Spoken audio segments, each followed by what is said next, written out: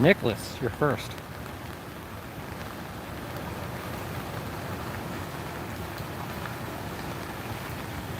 Internet missed work yesterday, but has a note from his mother. Hey, Internet, why are you so late today? Nicholas beat you to the punch. Yeah, it's pouring rain, Jeanette. I've got to figure out a plan for today here.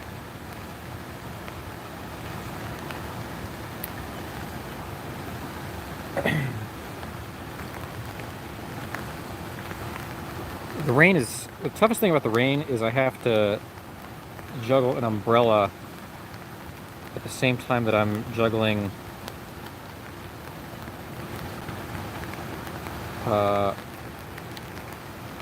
two phones. And I actually only have two hands. It's very complicated. Internet has the COVID. Internet, do you really have the COVID, or are you just saying you have the COVID? Because COVID is not great, I've heard. Nicholas says it's raining. Or at least it's a cloud with like dandruff, maybe.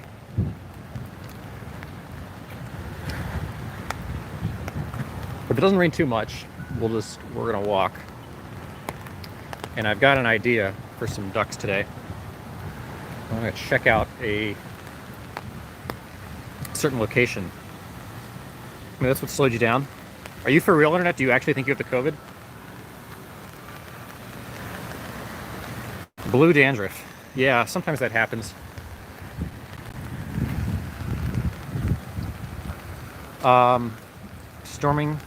Storming here in Ohio. Hey, Joe Sweeta. Joe Sweeta, where are you in Ohio? Thanks for checking in. Nicholas, we're in Ohio, yep.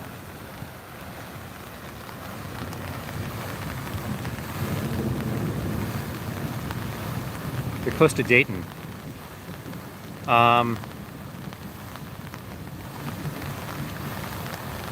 Okay. Dayton's fun. Dayton's an underrated little city. I actually like Dayton a lot.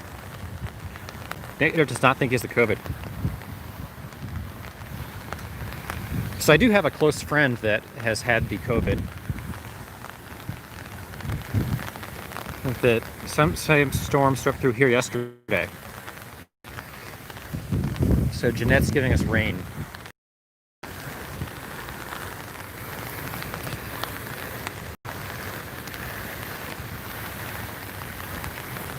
Dayton, for the better part of 15 years, has been the fastest shrinking city in the country. It's a very interesting place. Birthplace of the Wright brothers. Home of their bicycle shop. Very close to the birthplace of Neil Armstrong. Definitely a bastion of aviation pioneers. Has a great little downtown. An awesome little minor league baseball stadium. Very near the Wright-Patterson Air Force Base, which has a great little museum. Dayton also has a good art museum. It's a fun place. Hey, Liquid. Thanks for checking in, Liquid. Is there a racetrack in Dayton? A racetrack in Dayton. I'm not sure of that, Jeanette. I still don't know of anyone who has had the COVID-19 personally. Would you guys like me to do like an on-air interview with someone that's had it? Would that be an interesting thing?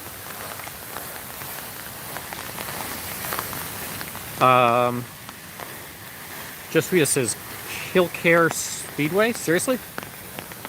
In Dayton? Who races there? What kind of stuff happens at the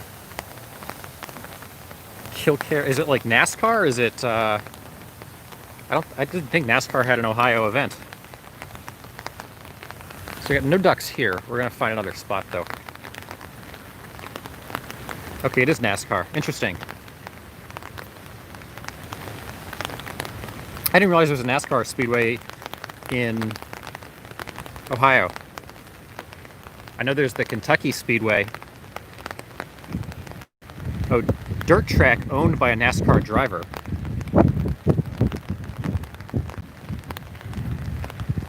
Okay. I didn't know they did dirt tracks. I like IndyCar better than NASCAR, frankly.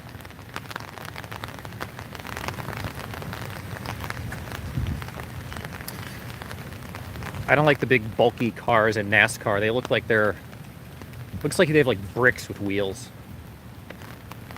Plus they don't go that fast.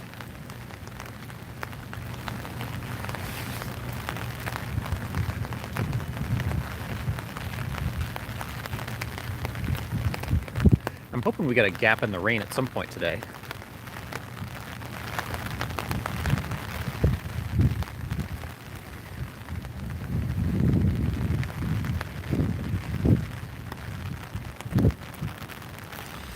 All right, how are you guys doing today?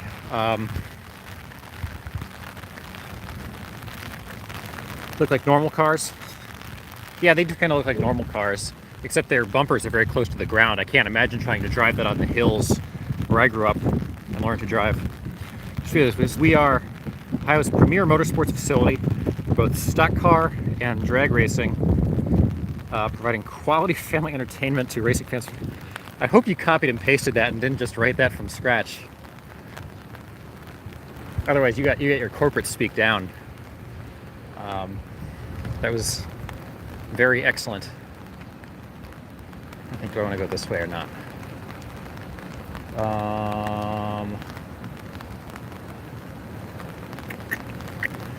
Where do I want to go here today? Probably not. There's a dirt track in a 4-wide drag strip right across from the street from Charlotte Motor Speedway, says the internet. Charlotte's a big motor speedway. That's one of the bigger events in NASCAR. I just don't know who races on the dirt tracks.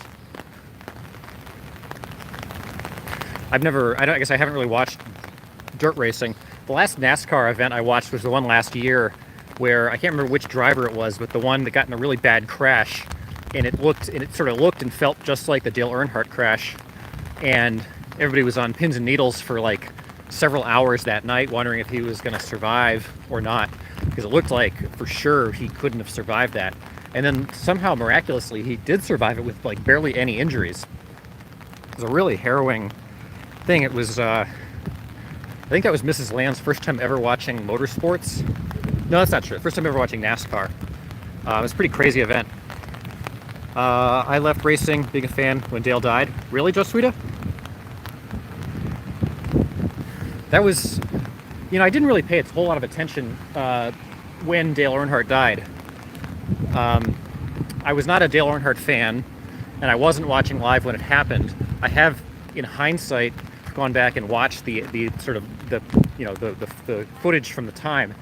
Pretty crazy. They didn't really treat it like anything had happened at the time. Bob says when NASCAR started with shiners, most of the tracks were dirt. I didn't know they still used them. I didn't know they did for NASCAR. I wonder if they do for some other series. Internet says, I live less than 10 minutes away from the Dale Earnhardt statue. Where is the Dale Earnhardt? Oh, in Charlotte. Oh, yeah, that happened in Charlotte, I guess, didn't it? The Dale Earnhardt crash. That was actually in Charlotte. Jeanette says, I like NASCAR, but I often forget to turn on the TV. So, Jeanette, what do? Do you just sit there in front of a blank TV and wonder why it's not showing anything?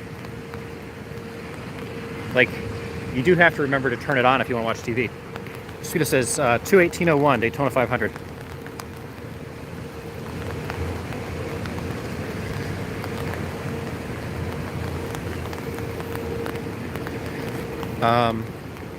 Yeah, the biggest news story of 2001.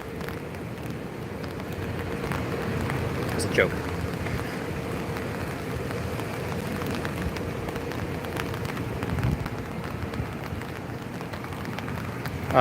No busy doing other stuff around the house. So it's pouring rain. I was running around on Google Earth trying to identify all the different spots that potentially would have an overhang where I could hang out if it started raining too hard. As long as it's raining lightly, I'm going to keep moving. Hey, WH. Good to see you. Jeanette says, no, busy doing other stuff around the house. Okay, well, that's fair. I was teasing you, Jeanette. How you doing, WH? There it says Dale Earnhardt was not a very nice man. You know, I really don't know a lot about him. Like I said, he didn't particularly captivate me. I was not a fan of his. I never liked him. I never liked Jeff Gordon. I'm trying to think, who did I like of like NASCAR back in that era? You know who my favorite, actually, the guy who sort of caused Dale Earnhardt to get into that crash was Sterling Marlin. And he was actually one of my favorite drivers in that era. He was pretty old at that time, though. WH, hot, trying to stay cool. WH, you're in Oregon, right? Is it hot even there? Josita says he was a self-made man, heck of a driver.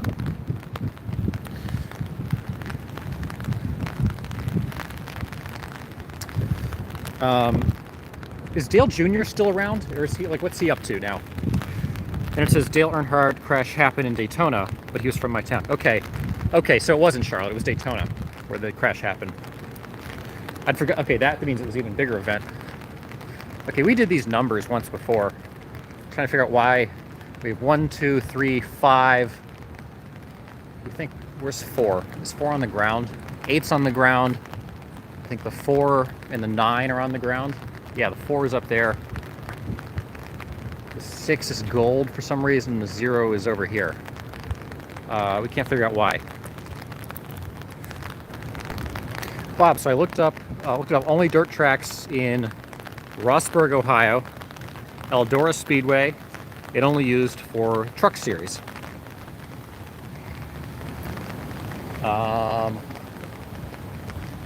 Seems like unnecessary painting. Okay. I'm in Rhode Island. Hey, Christopher. Good to see you.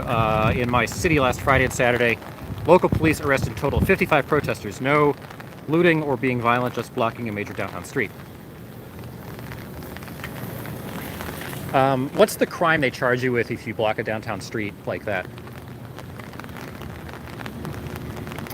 WH is in Rhode Island? Why did I think you were in Oregon? Joswita, yes. Junior around. Junior around? Junior retired. Oh, okay. Is he retired? Okay, he's either retired or around. We have conflicting information here.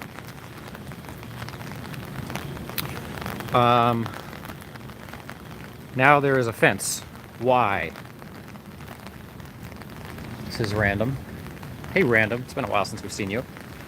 Joswita says, Killcare is not a NASCAR track. It is dirt, but it is owned by a NASCAR driver.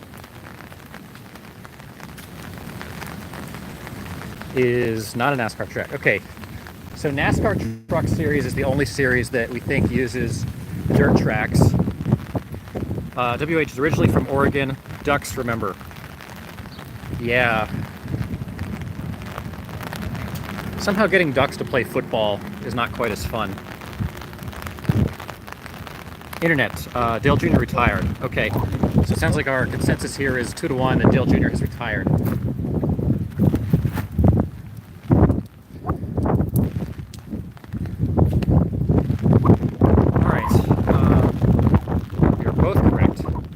He's both still around. I guess he's still around. He's just not doing a whole lot, maybe.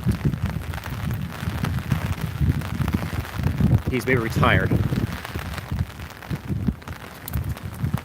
Bob says semi-retired, part-time Xfinity series, according to Wiki. Okay.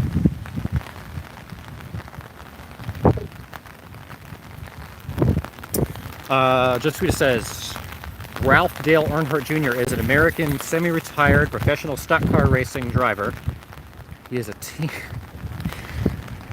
Either Joswita is copying and pasting stuff from Wikipedia, or is a super slick talking marketing guru. He's the team owner, author, and an analyst for NASCAR and NBC EA, the NASCAR Xfinity Series, Driving the No. Okay, Christopher, I could use some of that rain where I live. Hot as blaze here. Rain is the only thing that cools off in the summer. Yeah, I'm gonna have to get under cover here momentarily for a minute just to get out of the rain for a second.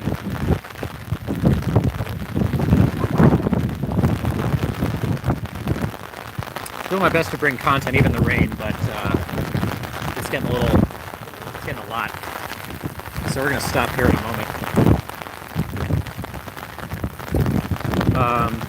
That is copy paste. So yeah, Jeff said 119 arrested in Omaha Saturday night due to jaywalking and blocking traffic. They made it 2 blocks before OPD arrested them. Yeah, I would imagine in Nebraska they don't have a lot of tolerance for people breaking the law and sort of mass assemblages and whatnot. Joe Sweet is copy and paste queen. Okay. Number 8 junior car. Yeah, that was always his number, I thought.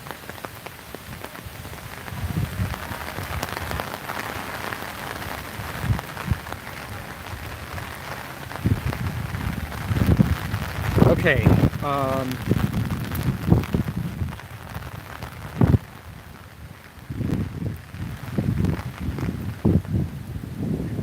Alright, so I'm momentarily undercover. Papa, good to see you. Good evening. Sorry we're a little late getting started, guys. As you can tell, it's pouring rain. And we've been trying to see what we can do tonight in the rain, since obviously there's not a whole lot going on. But also not sure how long the rain's going to continue or if it's just going to continue all night.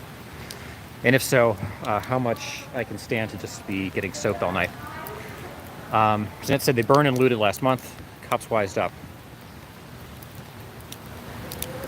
Well, maybe there should be some kind of council of different police departments around the country, and they can trade best practices for how to deal with this. It seems like some cities have not figured out how to deal with it yet.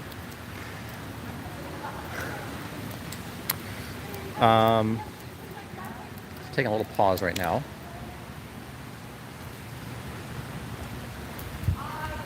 Just Sweetest says, federal law, the Hobbs Act. If any truck carrying hazard materials is forced to reroute, person, people causing the reroute are in violation of the federal Hobbs Act. It's getting some rain here also. We need it though.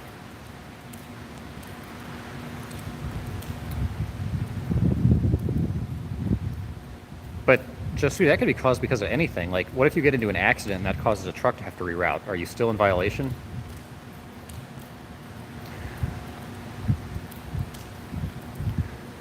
So I happened to pause here in the magnificent rotunda of the Ohio State football stadium, which is a fun place. Rain equals liquid sunshine, said Christopher. I'm not sure that's quite how that works, but I like the optimism. Jeanette says, "Oh, cool." Yeah, it's like very Romanesque. Built in 1922.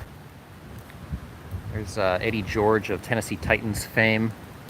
And then, I'm not sure what's going on in this mural. Tackling. Yes, but there's case law that can be used as defense.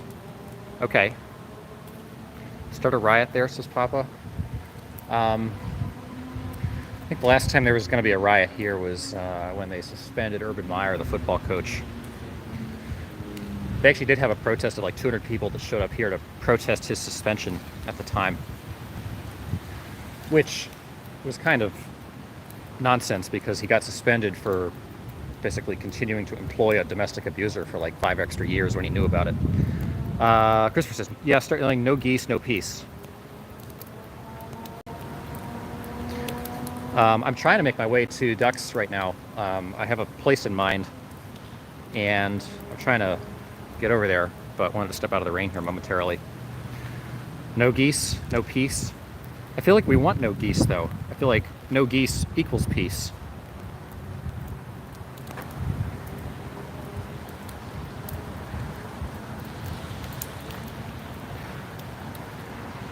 Next year, I think the Ohio State football team is scheduled to play the Oregon Ducks. So there will be ducks. All ducks, no geese, yes. Ducks are certainly preferable. All right. Yes, no geese. They have an evil hiss. They have those tongues, which you would think would be like really cute, but they actually are very strange.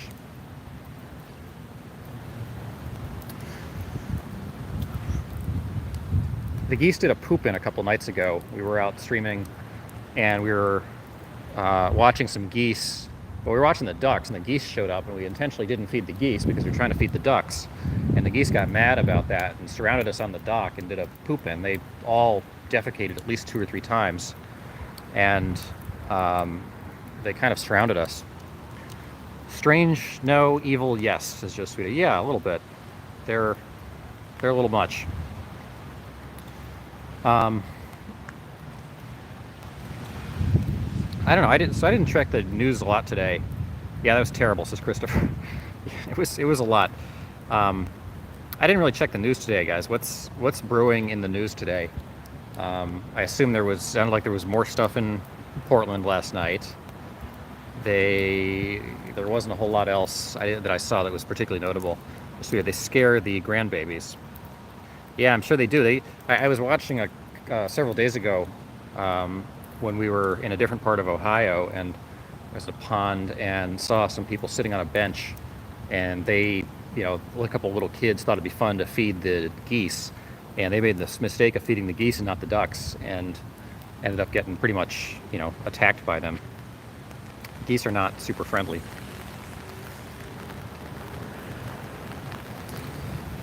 So let's see if we can venture back out. Seems like the rain has slowed at least a little bit here.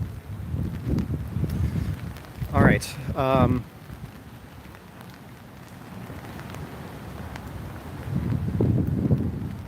was saying one of the things we might do, since internet was fearing having COVID, is I do have a close personal acquaintance who's had COVID, and I was thinking maybe we could do an interview with that person about the experience of going through COVID, which would be a little bit of a change of pace in terms of topics sometime here soon.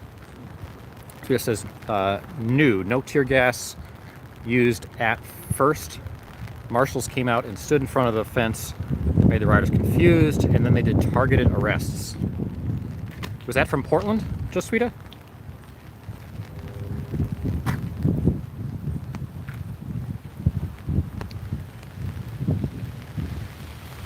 So did the not usage of tear gas actually cause people to not, did it cause them to not be violent? Like, were they told to not use tear gas? What were the people doing that still merited arrest? You watch live every night. I end up watching a little bit of it periodically.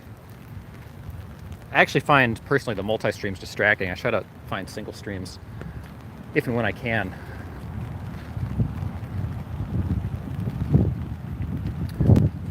Let me cross whichever direction turns first here.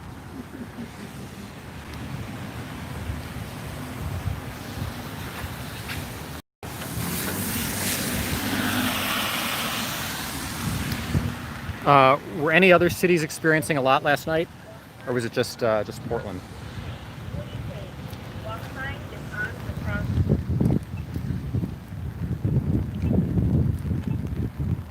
Bob says, Matt and Zach were on last night, but I missed the protest. Where were they, Bob? I sort of wonder with some of these folks, are they just traveling the country? Like, is this? I'm kind of new to this scene. Do folks just like travel the country, just sort of seeking out the different protests? I saw. It seemed like there were some folks on like Ford Flischel or somebody like that on Twitter was doing something like that. DC, I think it was a rent strike. A rent strike of like people not paying their rent. Do the landlords also get to have a strike? Jet says, same here. I like single streams, but I suck at finding them. New York had a big protest. Okay. Some live streamers do travel.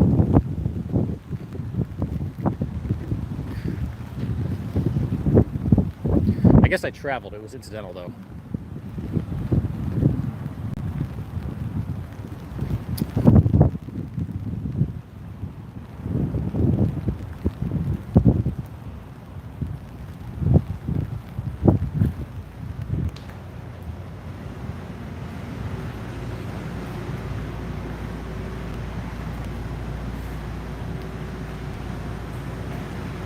Oh, I finally got like 10 steps without rain.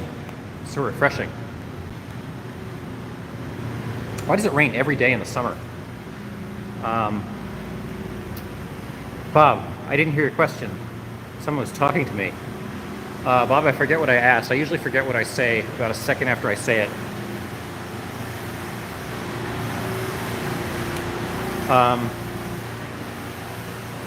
Monday nights usually seem pretty light, you know, broadly speaking. Jeanette likes the rain. I guess, Jeanette, do you actually like have a, I think I've asked you this, do you actually have like a farm?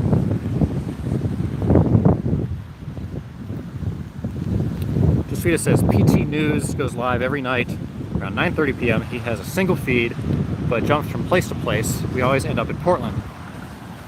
Yeah, I'd imagine Portland has continued to be the most interesting.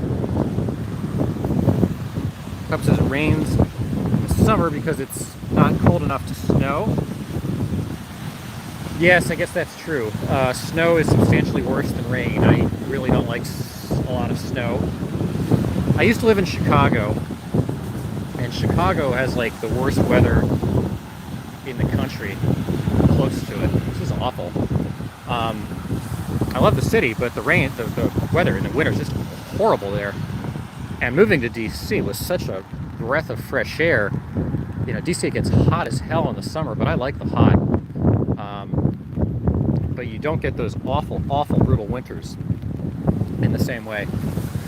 So I like the upper Midwest. I like it for that 1 month of the year when it's tolerable weather in the summer. How do you feel about snow, about cold and wind though, Papa? Those seem to come with snow and, oh good, look, there's a hubcap.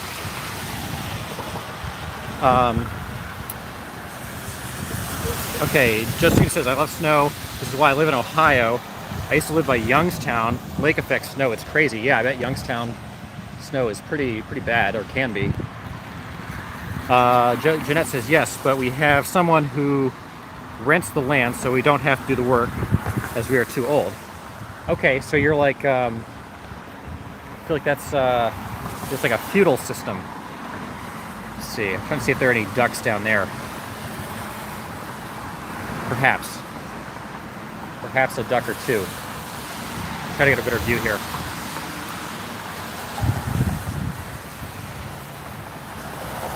Actually, some very large birds down there.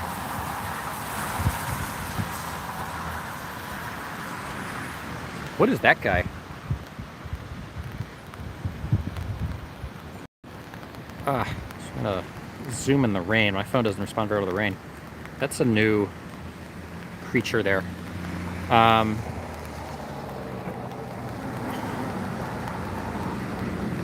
of, but he sets the rent. So you get, oh, it's a swan. Okay.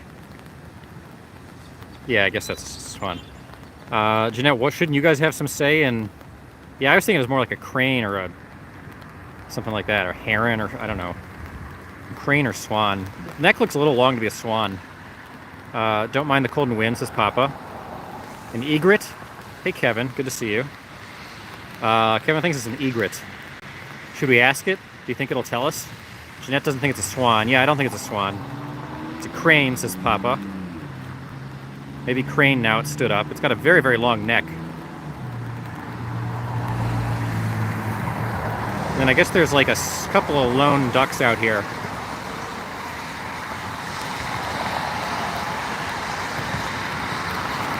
They seem to be having a good time.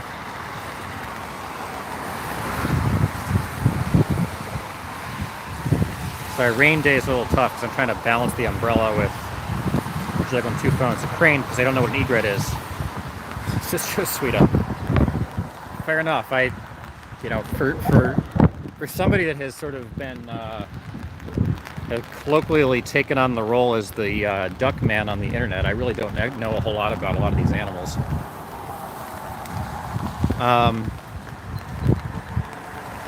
Okay, Papa agrees it's a crane because we don't know what egrets are. Okay, so I guess we'll assume it's a for the moment. Okay, Jeanette also assumes it's a crane because we don't know what egrets are. So anyway, there's a crane Seems to be snacking on something and digging in the water. Looks like they like plants, maybe. I don't know if they like ducks or not, or if they like bread or not. So somebody donated to the duck fund yesterday. Very much appreciate that, with a precondition that the money be spent on peas. So we're gonna go to the store here soon and get some peas for the ducks. And thanks for giving us a new fun little challenge here. So we got a couple more little ducks down here. Paraphrasing from Jacob, this week will be big for protests. Is it? So we talked about yesterday how it all feels like it's ramping up. Do we think that's corroborated? Do we think it's going to cool down at all this week?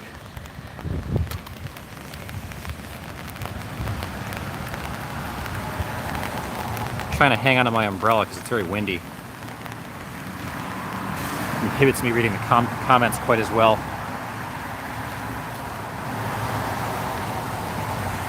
So we're going to come back and I think check on these ducks in a little bit. There's another place I want to explore first.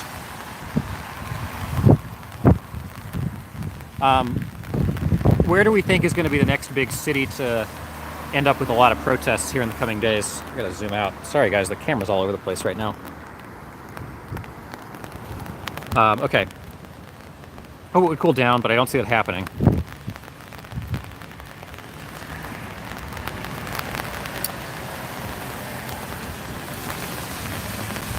Just tweeted, the fear of them riots is dying down.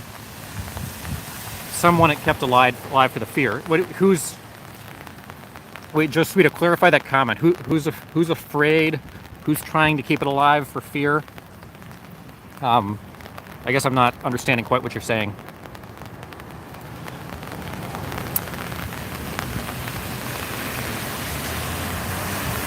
In Portland, they found a bag with 4 mags of bullets. Yeah.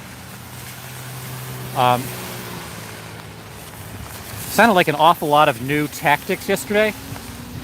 The continuation, of course, of Molotov cocktails, of fireworks, firecrackers, fire flares.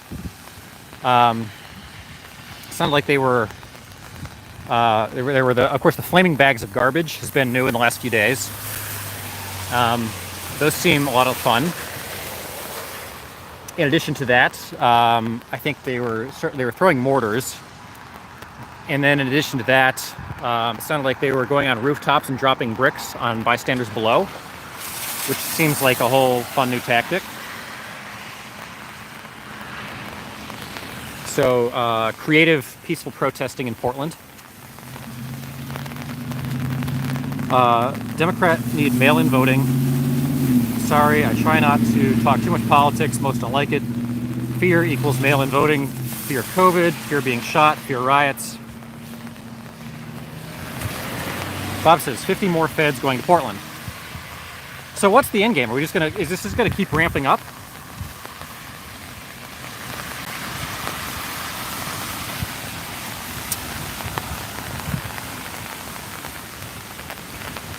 Hey Rogers T. This is Columbus, Ohio. Yeah. Did you recognize something, Rogers T? Good to see you, Christopher. Wow. They have to break the back of this movement if they are resorting to those tactics. I mean, it's not new stuff. It's just new tactics. I think the creativity and weaponry and the kind of reckless abandon of how it gets used has not been new at any part of this. Joseph says yes until November 5th. Kevin says, I think public opinion has shifted hard against the quote-unquote protesters. Kevin, I don't necessarily see that. I think somehow, some way, sympathy for the protest seems to be winning out. Bill says the city needs to close down the city with a reasonable curfew, like 10 p.m. 10 p.m. is pretty late. And certainly once you hit 10 p.m., DC, I think, initially set theirs at 11 p.m., and that was exceptionally late, and that it wasn't until they moved it up to, 7 p.m., that it was able to be particularly effective. Kevin, Joseph says, Kevin, protesting are right. Rioters, a different story. This is curfews do not work. Well, they work if people follow them. Bill says, I have watched some nights. They don't usually start until midnight or later.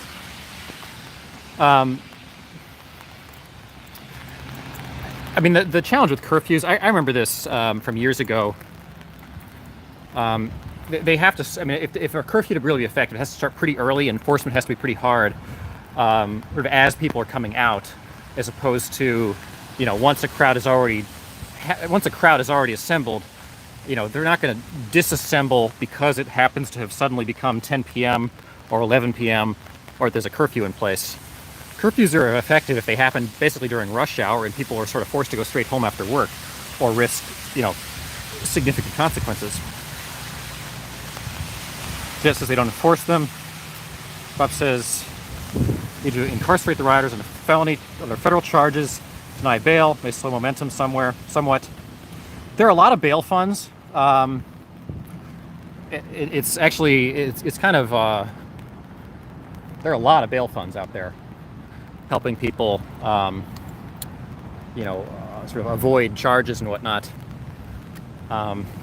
or get out of jail, I guess. Josephia says, if you watch live, I have it on during housework. There's a big difference between day protesters and night riot. Yeah, Josephia, I don't have to watch it to know that. We've been in the middle of it for weeks and weeks and weeks. That certainly was very evident in Washington the many weeks we were there. This mistake Portland's making allows huge crowds to form first. Christopher says curfews don't work unless they are enforced through local law, federal law, or military. Well, no law is going to work unless it's enforced. I mean, the whole point of a law is that you would fear some consequences for breaking it. Otherwise, it's just a sort of empty piece of paper. Bill says, each night in Portland, the violence ends quickly once the cops really move. I think, you know, most people that come out are not looking to get themselves arrested. You know, even if there are bail funds, even if there are ways out of it, most people who are coming out are not looking to get arrested. That says, as they bailed out in Omaha, they protest in front of the jail. Says many are being released in recognition of not needing to post bail. Bill says, okay, man, 7 p.m. curfew. Again, most of the folks are good people and will comply. That is what we see nightly in Portland. That is why there's no bail policy.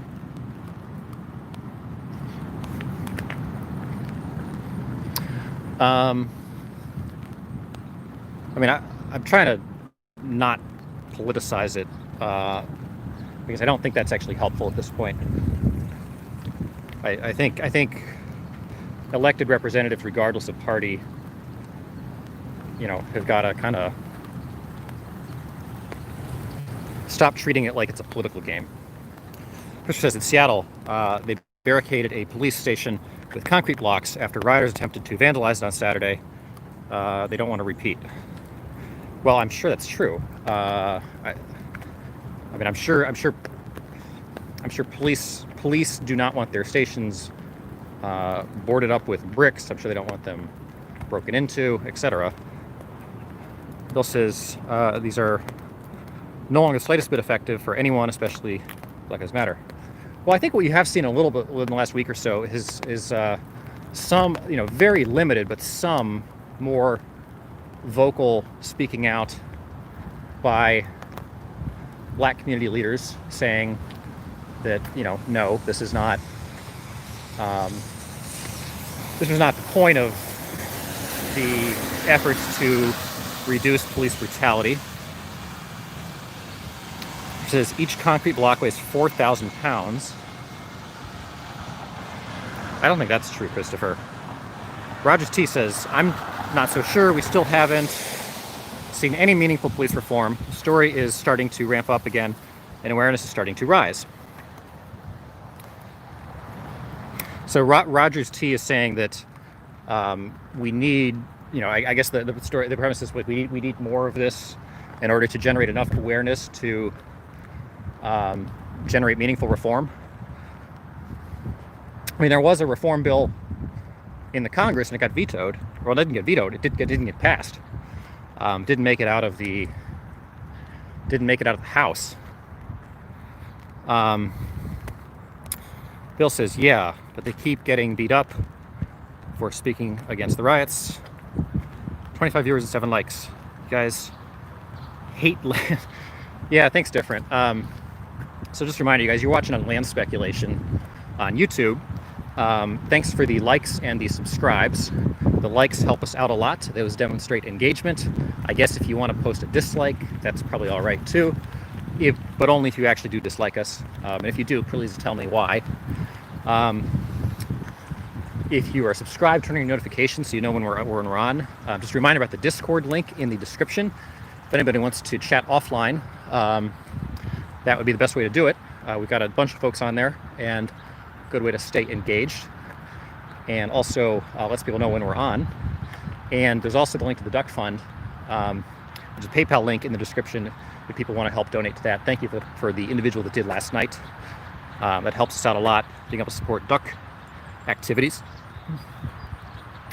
Josuita says, I understand, but once you research for yourself, you can't help but see it is Democrat mayors. But as I said before, I do try to stay away from politics. I just think, I think as a country, we're trying to bring an end to this now. 60 days later, we're past the point of this being about statements about any particular policy needs. The collective objective here is to get these wrapped up and get society back to a normal state of being. I don't think political statements that rile people up and make people feel like this is an adversarial situation help at this point. The goal is to bring peace back to our communities and move forward with our lives. Now, after 60 plus days of, I don't think anybody could sort of make the case that this is another thing other than a really tragic situation for our country. Okay, Bill says, yeah, they keep getting beat up for speaking out against protests. Thanks, different, for calling for the likes. Roger, if Trump had let things alone, the protests would have already been over. They were dying down on their own.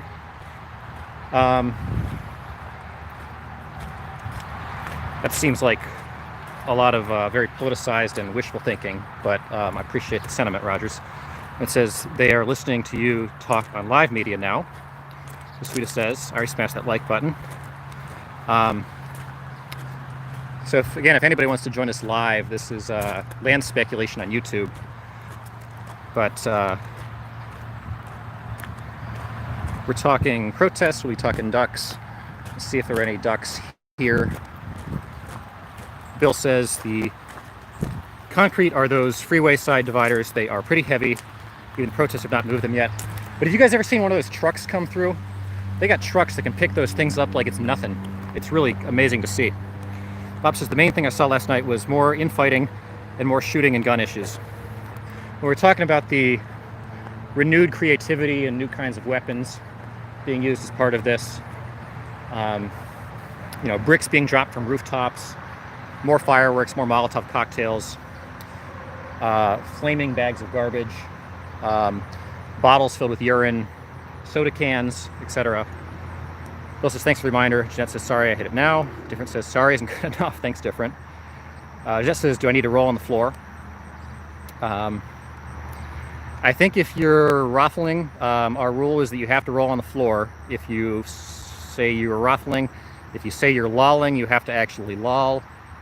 Certainly, if you're laughing your ass off on the floor, then you really got to go at it. There it says, yes, and wail. Bill says, ironically, a protest provided to cops for the guy that shot from his car pretty much proved the guy's case. Protester pointed an AK-47 at him. File the script says, haha, imagine thinking this was ever about a statement. It's a fueled race war I'm not going to say what that is, but FFS. Bill says, cops have not arrested him based on the video they got. Hey, all things, good to see you. Thanks for checking in with us. So we'd see more ducks here. Not a lot though. So we'll keep walking here. Jeanette says hi. Nicholas is retracting his message. Internet says they've switched back to people screaming in LA. Nicholas says, your favorite baseball team. Josvita says, I seen the video. He did have a gun pointed at his car. GoFundMe is over $100,000. For him or for who? Bill says, this is not true. They're getting bigger day by day. It was after it was really getting bad that Trump said anything.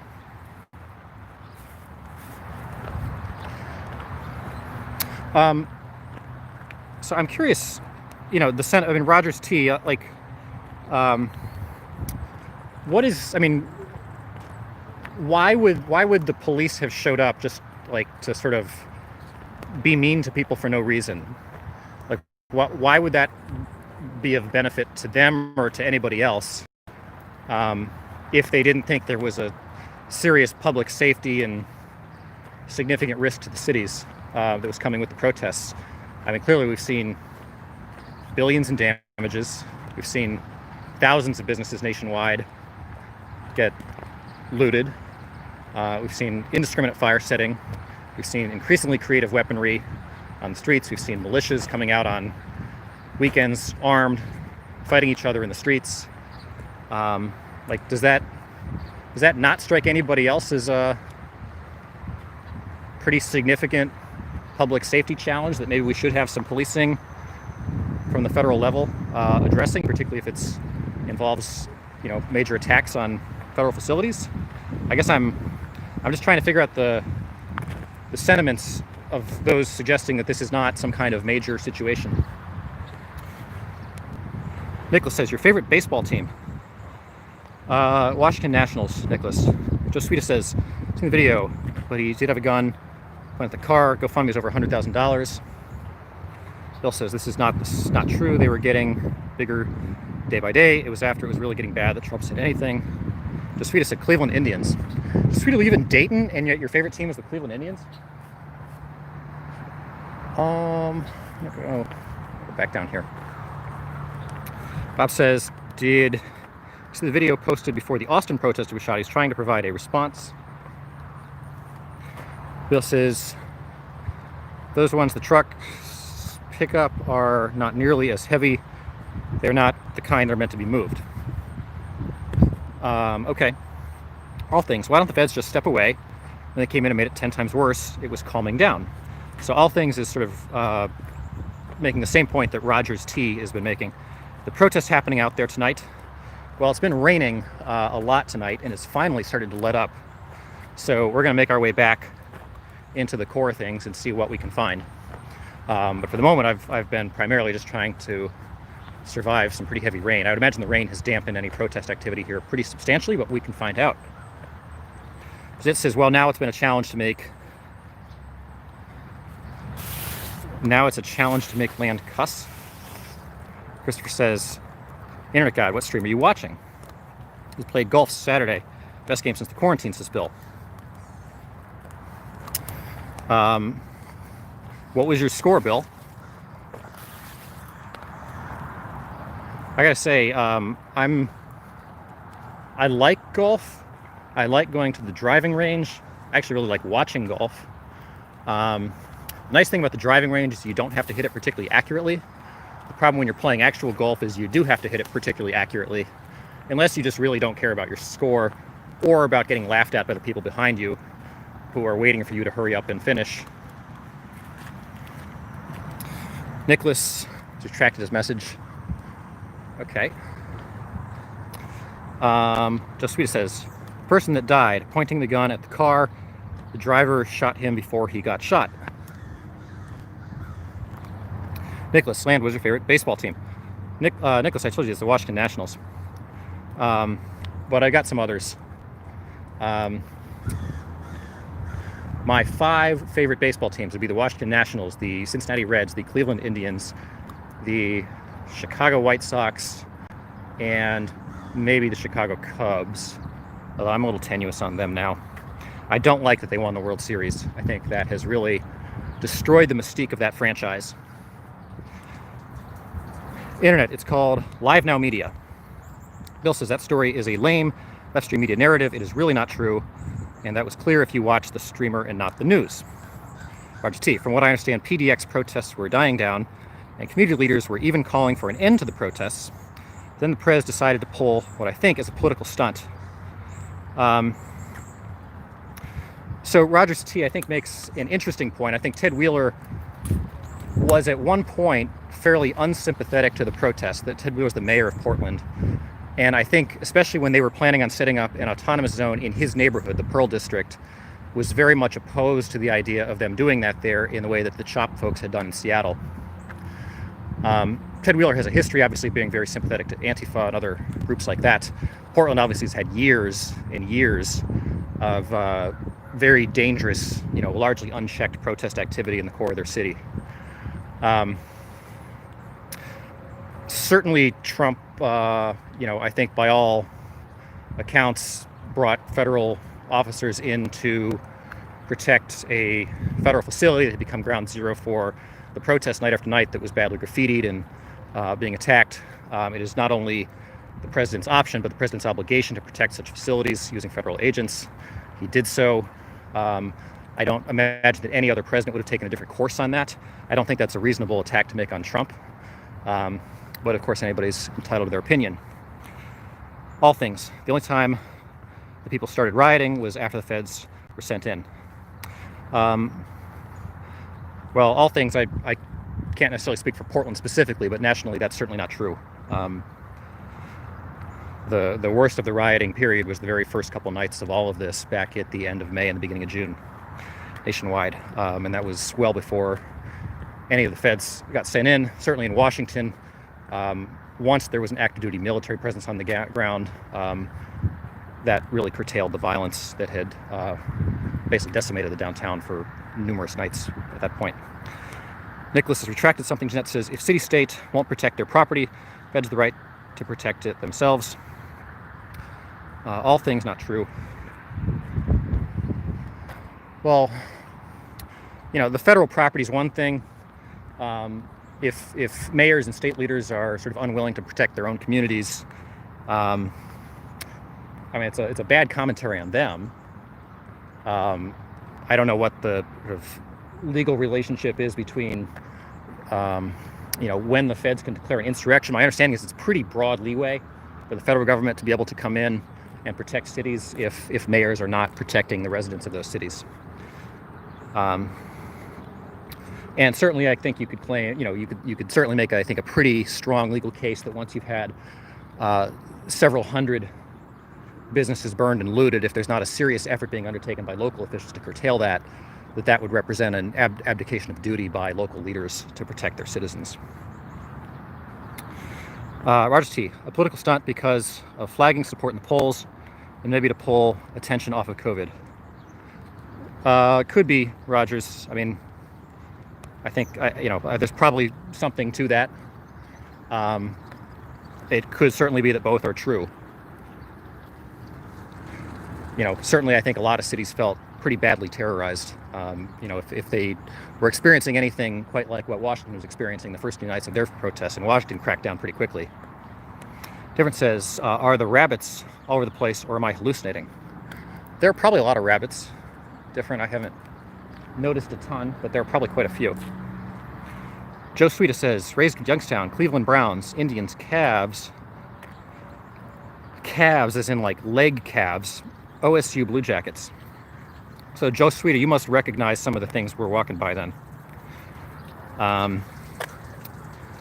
Ohio has this sort of weird dynamic where Cincinnati kind of belongs to Kentucky, even though it's in Ohio, and the rest of the state of Ohio is very unified in its allegiances to a lot of sports teams that seem to perpetually underperform, except for the exception of Ohio State. Which says, Internet God, thank you. Isabel, hey Isabel, they were rioting, looting from the beginning. Feds only came in after the rioters started doing damage to the federal courthouse. Isabel, good to see you. Thanks for joining us. Roger C says, nice to see, nice area out there. You're in though. Thanks, Rogers. That says no, feds were in Lincoln last month when they burnt and looted buildings. Or no feds were in Lincoln last month when they burnt and looted. I mean, certainly the experience in Washington was, Washington has some of the best prepared police in the country, at least as far as managing large protests. Every year, of course, there's the Women's March, many large abortion marches that have hundreds of thousands of people. DC is no stranger to large protests. The inauguration every few years has lots of counter demonstrations as well as large crowds itself.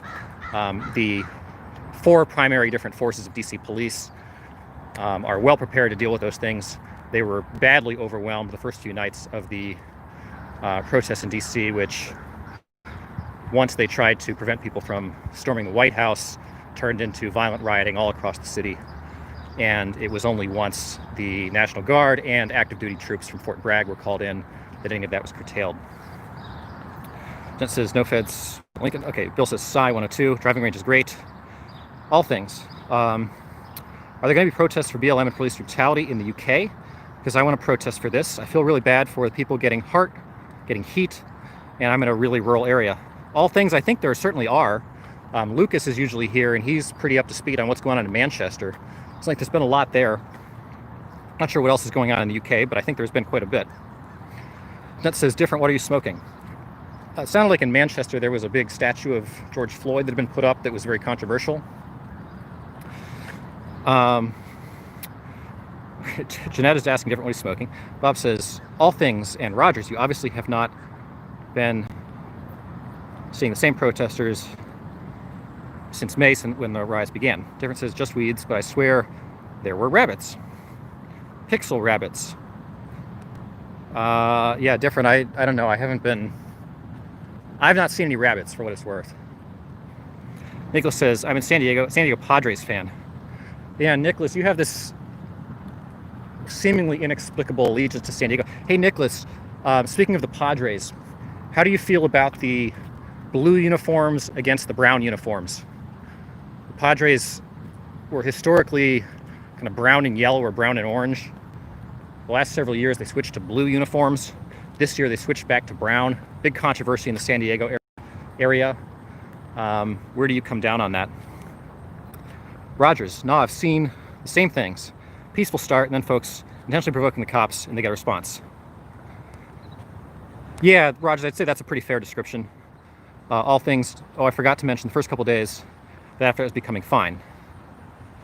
Probably depends on the place, all things. I'm sure in some cases, some places, certainly that was the case. Bill, it is not true in Portland either. Crowds were building every day for a month before Trump said anything. Again, I don't know. I haven't been following Portland directly. So it says, all things, Seattle chop was fine. Dan, hey Dan, good to see you. Where are we at today? We are walking the campus right now of the Ohio State University. I've been doing so because it was pouring rain here. As you can see, it's very wet. And most of our walks so far, it's been pouring rain, so I'm just trying to get out of the rain. I have been trying to get out of the rain. Now it's curtailed, so we're going to head back into the core of things here in Columbus. Rogers, it was really started building after Donovan Labella got shot by U.S. Marshals in the head with a rubber bullet. Okay. Why did he get shot in the head with a rubber bullet? Why was he in a situation where the police were firing rubber bullets? Rogers, it was never peaceful in some locations.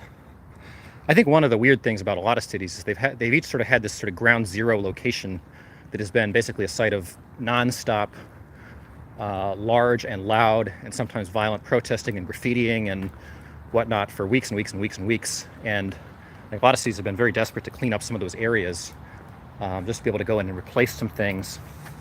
Certainly in DC, that was the area north of the White House, north of Lafayette Square. On 8th Street and 16th Street, we walked that area many, many times as police in vain for several weeks tried to clear that area just so they could get the graffiti off the streets, set up more permanent barricades, and shore up the safety of the area a little bit, and it was very, very difficult for them. Then, of course, you had the setting up of BAZ, the Black House Autonomous Zone, where protesters literally tried to close off the street to outsiders and not let police into the area. In D.C., even the mayor there was not content to have that happen in the middle of her city. So a undid that, built the Black Lives Matter Plaza area, and they paved Black Lives Matter into the streetscape. And then I think finally, right before we came out to the Midwest, they finally did, for a couple days, manage to reopen 8th Street to vehicular traffic. I don't know who would have driven through there, but that was a pretty big achievement. The buildings there along 16th Street had to several times replace their windows, reboard up their windows, etc. I wonder how those hotels and restaurants are doing by now. Okay, Rogers. Okay, after Donovan LaBelle, Bob says, Rogers, it was never peaceful in some locations, probably not in some locations, says Rogers. DeSuita says, notice the difference is when riot increased, you must always research yourself. Always. I made my mother stop watching the news 2 months ago. Internet says, did you see Jerry Nadler say that Antifa violence was a myth? It's a big part of the problem. I think anybody that is defending the continued ongoing nature of these things, now 2 months in the making, who's sort of denying the nature of it or defending it or claiming it's not happening, that kind of language really needs to stop. I mean, obviously this is unacceptable, indefensible behavior going on in cities right now. It's been going on for far too long, and it needs to stop. I think we can all at least agree on that. And somehow we need to find a way to collectively calm this down and get this stuff to stop. Internet says, okay, Internet said that. Bob said he was shot in the head because he was present at a riot.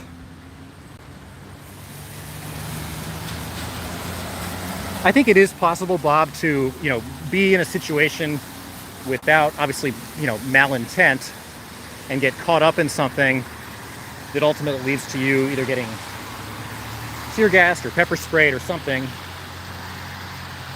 when you didn't really come with that intent. Obviously we felt this out for many weeks, trying to sort of assess how close can you reasonably get to situations where people are doing really nefarious activities and still be safe yourself. And that's a judgment individuals have to make. I think just because you yourself didn't come with negative intentions does not mean you get to sort of bury yourself among violent antics and then not expect there to be any consequences coming with that. All Things. I'm gonna go, but I enjoy going to stream every couple days. Thanks, All Things. Hope to see you again. Thanks for checking us out. Jeanette says, DeSuita, why? Roger says, DeSuita, yeah. Without the streamers, nobody would have anything close to the real story. I think that's true. I think, I don't want to speak to the intentions necessarily of all media outlets, but certainly some of them in the early days were just going to bed so early that they didn't catch the whole story. So you'd read the Washington Post every morning and they were not reporting on any of what was happening in Washington. So certainly without the streams, you wouldn't even begin to have close to the real story. I think the lack of real journalism happening by major outlets is one of the most significant stories of all of this, and is, in the case of publications like the Washington Post, absolutely inexcusable. They should be ashamed of themselves for reporting on this so inaccurately.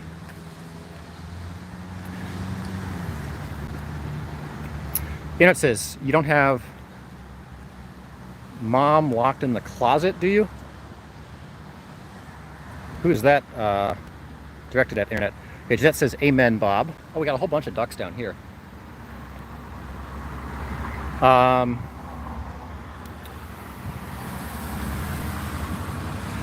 Okay. Josephine says, land. Yes, my son played football. The gate you started at, we sneaked in so he could say he was there. Interesting. Yeah, sometimes you can. They have an open gate after the games or something. You can sneak in. Bob says, buy all things, see you next time. Okay, Jeanette says, buy all things. Bill says, I don't think Jeanette's leaving. Poor different. Josephine says, Nadler said that because unrest is dying down, or interest is dying down. Okay. Jeanette, I am staying while Bill. Yep. Different says, but it's okay. I've hallucinated plenty. Doesn't bother me. Internet says, have you ever seen the movie Harvey Different? I have not, Internet. I feel like you guys keep bringing up movies and I haven't seen them. And I'm not going to go down there because there was a naked homeless individual. So I'm not going to take that route. Okay, Bill says bye then whoever's leaving. I think all things was leaving. I think the rest of us are staying. Internet says at least the Padres didn't move to LA. Yeah, the Chargers moved to LA. It says Wild Bill rolling on the chair. Jeanette, you're really cheating with this ROCL. I think if you're going to say that, you actually have to get off the chair and roll around on the floor and laugh. Different says no internet. Internet, the original was with Jimmy Stewart.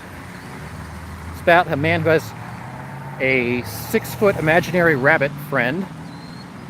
Then there was a remake made, I never saw it.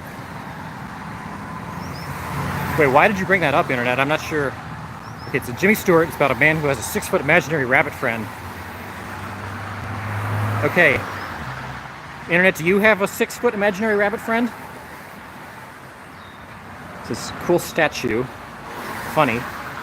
Oh, I guess this is back when we were crossing the... Okay, I gotta catch up on the comments here. Everyone says, I've seen Donnie Darko, though. The sweetest says, we may need to slow down chat, so it's time to catch up. Yeah, guys, I'm way behind. Let me catch up here. But don't stop commenting. Bill says they have fixed spots because there are professional organizers manipulating the citizens. They know how to organize. Roger says at time, LaBelle was shot in PDX. He was dancing, holding a stereo over his head. Several stories on it out there, and one today that he's just getting out of the hospital. Okay, so Roger's saying the shooting of LaBella is what drove up the Portland protests. Isabel, hey Isabel, is lolling. Isabel, are you actually lolling? If you're lolling, you have to actually loll. Internet, Donnie Darko was the remake of Harvey. I got hit in the head with a baseball once. I'm just fine, says Internet. Well, maybe. Maybe you're just fine. Roger says, I haven't been down that area in years. All those buildings look new on the OSU campus. Some of them. They've repurposed like the old Holiday Inn and a few of those buildings, Rogers. Isabel says, play stupid games, win stupid prizes. Internet got hit in the head with a baseball once. It's fine. Okay, I see what you're doing, Internet. Nice tactic.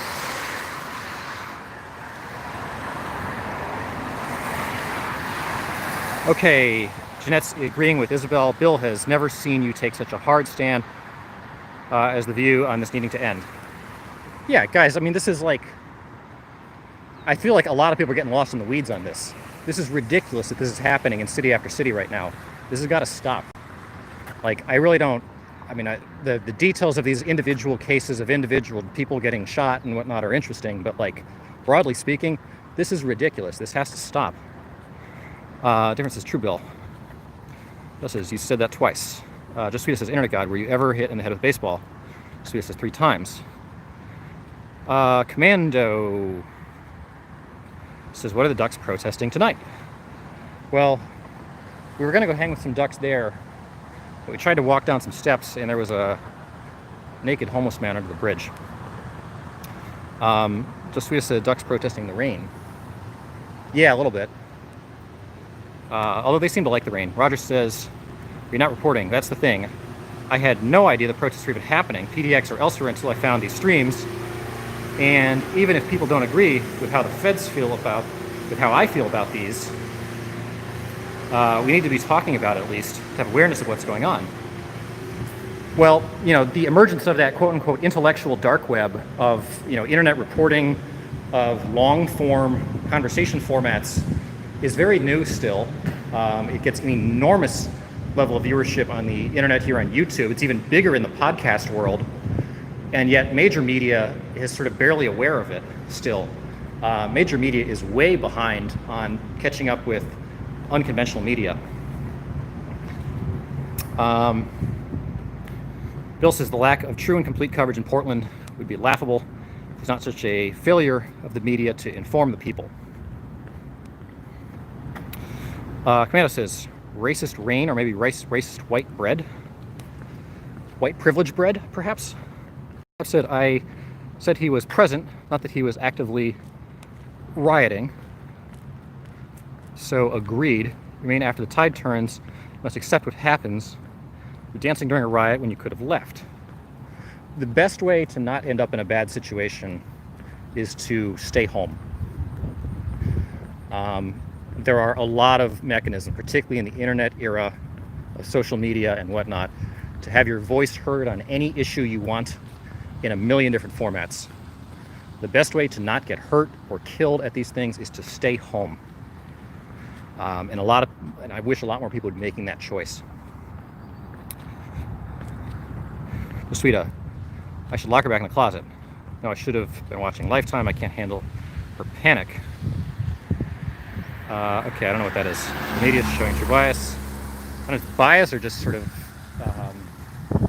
poor reporting. Different says, I read it as Harvard different the first time. Harvey is a good flick. Love to have one. It says Shelly Love. Hey, Shelly Love. Thanks for joining us.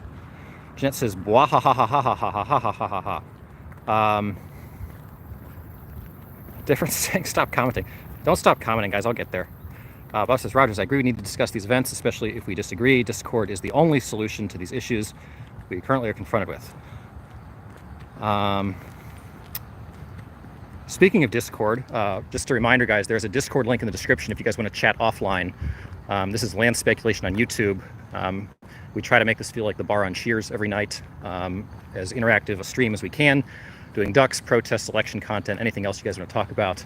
We're on between 6 and 7:30 every night, usually from Washington, D.C. Right now we're traveling on the road here in Ohio, talking protests and things like that. Just a reminder to like and subscribe if you're around and you're enjoying what you're seeing, or feel free to give us a dislike if you tell us why. And also just a reminder again about the Discord in the description, and also the Duck Fund link is a PayPal link if anybody wants to help fund the duck activities. That's linked below. Really appreciate the contributions to that. Different, are you infringing upon my First Amendment rights? Different says, sue me. Okay, Different is fighting with Bob. I like Different's energy sometimes. Different brings a fun energy. Internet, everybody stop commenting. Or let's see how fast we can make him read. Start commenting more. Let's see how fast we can read. Josué says lol. Bob says lol. Bet. Okay, Bob has turned into a Gen Z here using the term bet. Different says why you say naked homeless man like it's a bad thing. Sounds like content. Yeah, something like that. Isabel says the continuation of the lawlessness has contributed to the original message being lost. Yeah, I mean, no kidding. This is really a tragedy for any effective change that was going to happen, that this has turned into what it is. Jeanette says, was he cute? Jeanette, let's say no. Jessica says, yes, he's caught up. Bob says, nice plug, Land. Jeanette says, exactly, Land. Oh, you guys stopped commenting. Now I'm out of comments. I was trying to read real fast. But now I'm going to have to fill dead air with random commentary because you guys didn't come up with enough to say yourselves. Commando says, my local news reported that Trump's stormtroopers tear-gassed peaceful moms in Portland. Yes, that would be a very disingenuous headline. Rogers, what is your local news outlet? Commando. Yeah, I'm curious what news outlet would say something like that. I assume that's not actually a direct quote. I can't believe any media outlet would actually say that as a direct quote. But even as an indirect quote, that's pretty remarkable. Okay, Bob says that is the narrative they hope to provoke. Bill says, if anything, this is going to set the black movement behind.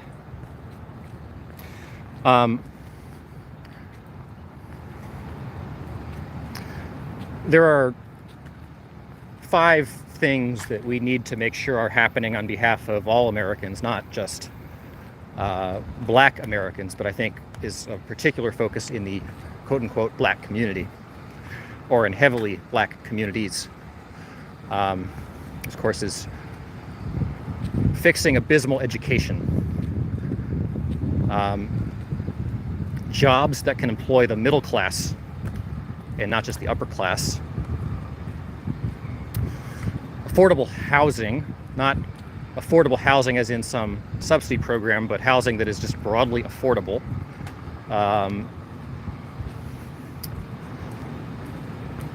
There is the general disintegration of the family. And finally, there's just general safety on a day-to-day basis. Schooling can be fixed in a lot of different ways.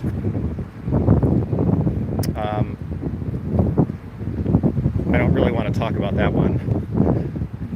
The job market is being extensively hurt by the growth in tech right now for middle-class earners, and there's a lot we need to do through tariffs and other things to give American workers a fighting chance again. Housing, we need to build a lot more housing and stop putting policy restrictions on housing because of the personal design proclivities of policymakers and other policies. Family is a huge issue that has probably a million different things that could solve it, or at least turn things back in the right direction, because we know black family was very key to empowering the increase in black standards of living between 1860 and 1930, and that it has been the absolute opposite of that in the last 50 years. So we've got a model we can build around. And certainly any formal movement that makes as one of its stated pillars the destruction of the nuclear family is not going to be helpful in that end.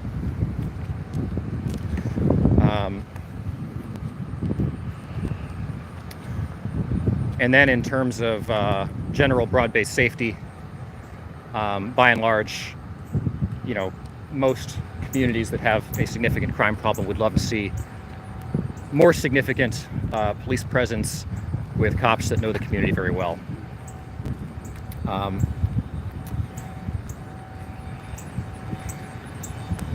Okay, Jeanette, silliest statement ever. Candace says Fox 10 Phoenix this morning. Fox 10 Phoenix is usually a pretty right-leaning station. Papa says if the moms don't want to be gassed, they should avoid riots. The best way to avoid being gassed at a riot is to not show up out on the streets when there's a riot happening. Bob says Pelosi called them stormtroopers once. Bob says his moms are the main reason children don't know how to behave. Altruism. Hey, altruism. House District Cameron Jerry Nadler says the violent Antifa riots in Portland are a myth. Says Wild Bill, what's up, bro? Thanks for joining us, altruism. Bill says maybe we need to bring back. Yeah, that was a pretty bad idea, Bill. A while back. Just sweet. I have been watching riots live stream for the last 1.5 months. Some of the moms and vets, PDX, I have seen before rioting, they just changed their clothes. This is just sweeter. Bill says, altruism, hey, just chilling here. Commander says, actually, Common Core math is a lot worse. Does Common Core actually teach anybody anything? Has anybody actually been through the process? I know some of you have young kids, been through the process of actually having to sort of educate kids in Common Core, or sort of talk them through homework using Common Core. How has that worked, and how is that going? Bill says you think it's good to lose the nuclear family. Bill, I'm saying that any organization that says as part of their stated mission that we need to destroy the nuclear family is absolutely reprehensible and unacceptable, and would be a tremendous detriment to all people, but particularly the prospects of black Americans. I'm making that point very specifically because of a particular charter that's out there of a particular very mainstream organization right now that has 62% public support, that has made part of its core mission to destroy the nuclear family. Loderus says, Dem spend COVID-19 with Lunar New Year parades causing the most deaths, then Dems, governors, more killed people by mandate, nursing home. Okay, Loderus has given one of these long comments again. That Loderus, you pack so much into your comments. Like, you need to just break them down a little bit, one idea at a time. That's just they should be forced out. The local cell of the Youth Liberation Front, Antifa group leading daily violence in Portland, put out a threat to people and journalists who streamed the rioting. Great. Loader says, Dems now let BLM with rioters in tow spread COVID-19 with looting, burning, toppling statues, but label it as peaceful protest. Mrs. Foxton in Phoenix has gone far left when COVID-19 hit. They pushed for lockdowns and masks. Okay, interesting. Isabel says, it was great hanging out with you all. See you soon. Thanks, Isabel. Hope we'll see you again. Commando says, Common Core, take 100 steps to figure 10 minus 5 equals 5. I give it a little bit of slack. I potentially could see that if you sort of ingrain a methodology in children's heads, at least for some children, that might be a helpful way to make them learn. I'm curious, though, from parents, how difficult it is. Common Core with grandbabies, I can't handle it. I tell them they have to do that homework with Daddy, says Joe Sweeta.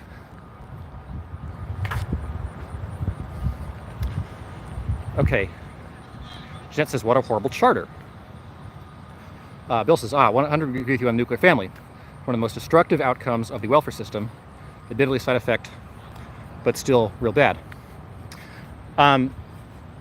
So I think you guys, I want to sort of give both sides of this. The sort of flip side premise of this, if you have not read the book How to Be an Anti-Racist by Ibram Kendi, it's one of the best-selling books in America right now. And it lays out the sort of philosophical framework that underlies sort of why you would want to, as part of your system of sort of generating equity in the country, get rid of the nuclear family. And again, the premise of that is that essentially the system determines all outcomes, and therefore, regardless of your life choices, you should be able to generate essentially the same outcome in your life if the system is actually fair to everyone, and that if the system on a broad way is privileging certain cultures over others, in other words, say, Indian culture generates immigrants and descendants of Indian descent generate the highest average per capita wealth in the United States per capita, that would be a system that is then privileged toward that culture, whatever culture is producing those outcomes for those individuals, if it is not producing the same outcomes for those from other cultural backgrounds. So, for instance, the enduring wealth gap between whites and blacks, which is tracked pretty consistently for decades, the premise is that's a inherent cultural racism that's producing that. And therefore, if there are things that are sort of elements of quote-unquote white culture that are producing that outcome on a broad-based basis, that are not giving the same results to quote-unquote black culture, that the system itself is inherently racist. The nuclear family is obviously something that is quote-unquote part of white culture, and therefore, if that is deemed as a necessity to succeed in America, and that doesn't necessarily exist on as great a percentage in sort of full completion in the black community, that would then be a racist structure within policy of the United States. Therefore, eliminating the necessity of having a nuclear family to succeed is part of the premise of anti-racism, and that you should be able to succeed essentially without a nuclear family. It exists as villages, or collections of random individuals that exist around a child that can then help them succeed as children without the need for a specific nuclear family. And that you should be able to generate the same outcomes using that model as you could with the nuclear family. I'm not explaining this all that well, but basically if you can't achieve the same outcomes in American society using the quote-unquote village model as you can using the nuclear family model, that's an inherently racist society. Voterus is giving another long comment. Okay, altruism agrees 100% with the nuclear family. It's one of the most destructive outcomes of the welfare state. Merely a side effect, but still real bad. Bob says Common Core math is absurd. Jeanette says Common Core is ridiculous. Loader says, now Dems let BLM with rioters to COVID-19, looking burning, toppling statues, but labeled as peaceful protest. BLM never fixed Chicago. They never forced the city to lower living cost inflation. It's a lot in that. Loaderus. Commando says, thanks for the walk and talk. Didn't see any ducks, but enjoy the conversation. Have a good, safe evening. Hey, Commando. We did see a couple ducks, but we're going to get back to big ducks. We had a lot of ducks the last couple nights. This is nuclear family is not even a white construct. That structure exists in every race, nearly every culture. It says, don't view yourself as a victim. You have every chance of success. Bill says Hillary bought into the village crap. Loderus says Trump presidency will be 10 times better if all politicians quit defending illegal immigrants, wars. Until John McCain died, both Dems and Republicans were desperate to destroy Syria. Paul Ryan spent billions. It says the reason some do worse than others. Okay, Jeanette, I'm not going to read that comment. But there is, there's a theory. I think it's a theory that makes sense if you have,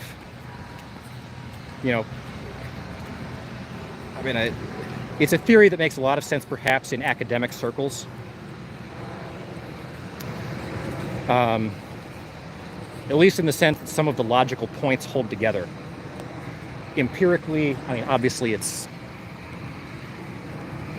tough to make much sense of it. I would encourage everybody to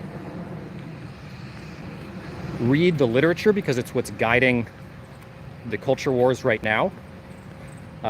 It is at the forefront of academic teaching about race. It's the kind of newest extension of critical theory. I know it's sort of a cursory level, but if you can't engage on that stuff at that, through that lens, it's going to be tough breaking through and having constructive debate. Lotus said Trump wants to enforce immigration law, lower living cost and inflation. Mayors and supervisors only keen on taxing you to be illegals or the city employee. They don't let self-employed get Medicare. Lotus, your comments are all over the place. That I don't know what you're writing or copying and paste from, but you gotta simplify it to like one thought per comment.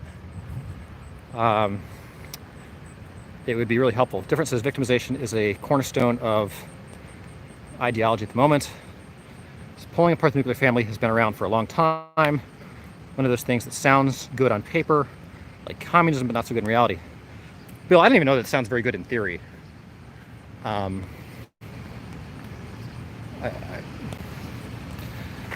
Roger says, I'm gonna say peace out, stay cool, stay safe. Thanks, Rogers, for joining us.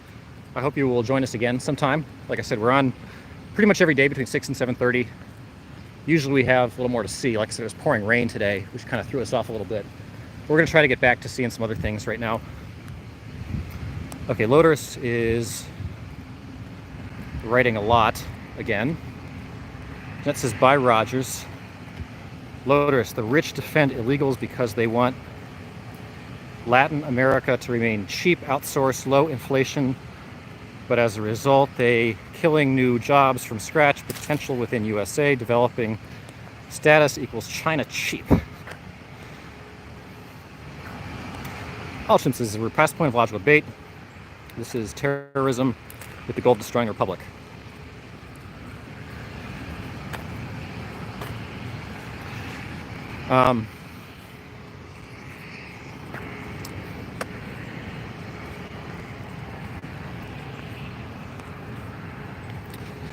Bill says, no matter, I seriously doubt the nuclear family is going anywhere soon, but it does make obstacles to getting the family message across.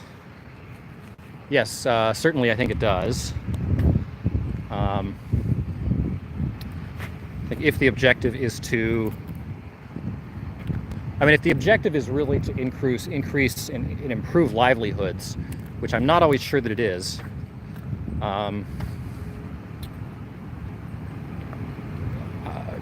it's hard to argue the nuclear family is not a very core part of that.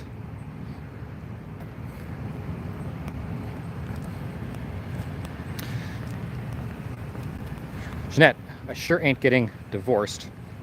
Are you, Land? I don't think it's important for the couple, as so important for the couples as it is for the children being raised by couples. Okay, Lotus says, majority of Dems that criticize Trump has selective memory, For example, they spread COVID-19 with Lunar New Year parades that had no social distancing or masks. Right? Okay, Lotus, you posted that comment before. I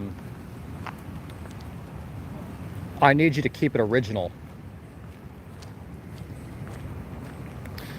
I don't mind lots of comments, but you got to keep it original. Copying and pasting the same thing over and over again doesn't cut it.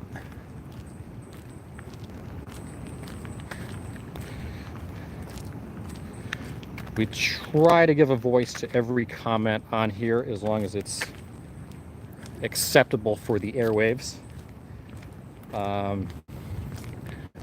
But they do have to be original comments, by and large.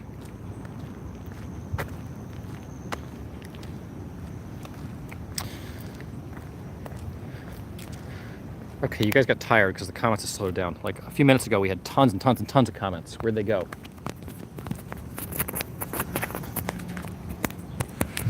Okay, things are getting... Are they getting ready to bury things, says Jeanette?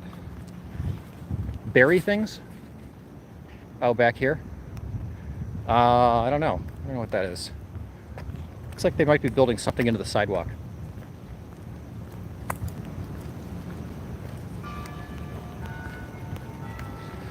Oh no, it started to rain again. That's not good. Okay, Just Sweetest says, okay, this is... Yeah, maybe they buried like a really big, wide person here. I think this is like a grave. I don't know. I think they're just doing something in the sidewalk. Maybe putting in some kind of utility tank or something would be my guess, Jeanette. Suda says, anyone looked or researched the increase in COVID in Washington and Oregon? Increase in COVID in Washington and Oregon. I have not looked at those two states specifically, Joe Suida. I know there were a lot of people talking about that Florida has now passed New York in some dimension or another. And I think what's starting to happen is a lot of the states are starting to balance out in terms of total cases per capita. New York and New Jersey, Connecticut, Massachusetts, etc. have had a pretty big monopoly on COVID cases nationwide for quite a while. A lot of that had to do with the nursing home situation at the outset of the pandemic. A lot of other states are catching up and kind of equalizing those per capita numbers now.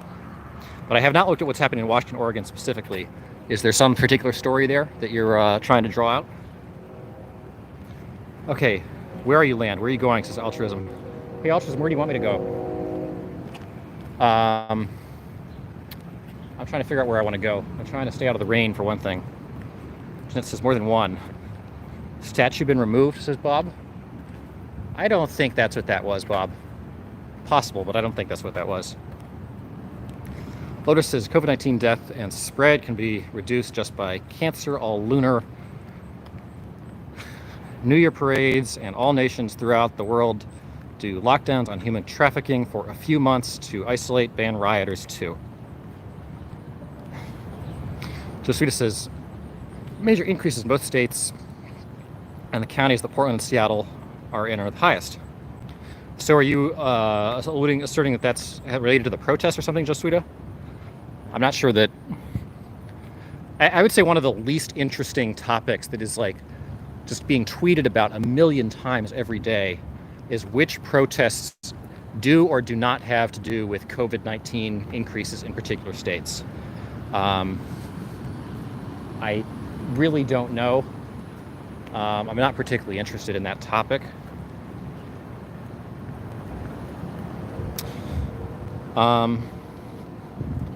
Just what it says, major increase in both states. Okay, yeah. Jen says, good questions, Bob. What are Bob's questions? Oh, statues? No, I don't think it's statues. Up says, is that where the new BLM statues are going? I don't think so, guys.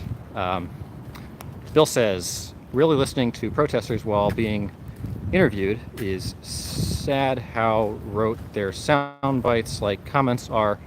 They're reading from the same notes. Well, I think they're talking to each other.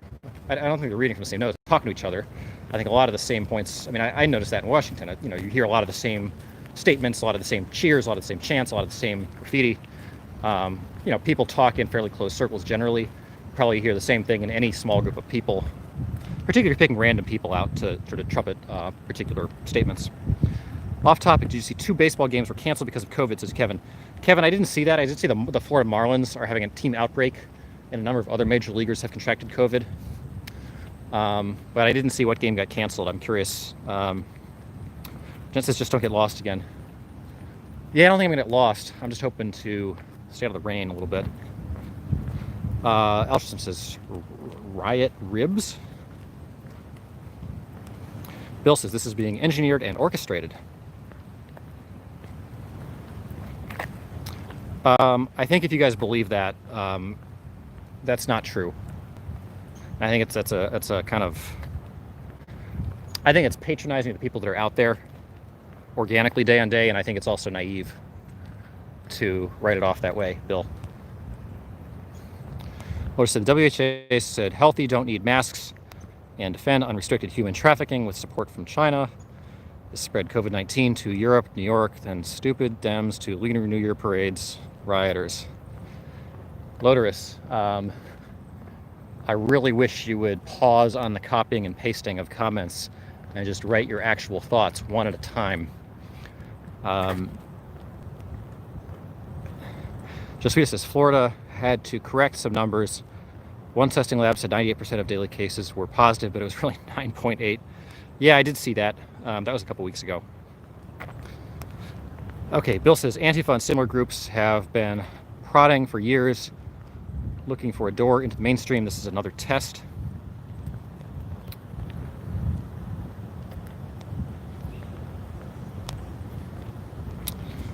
All right, let's see what's next here.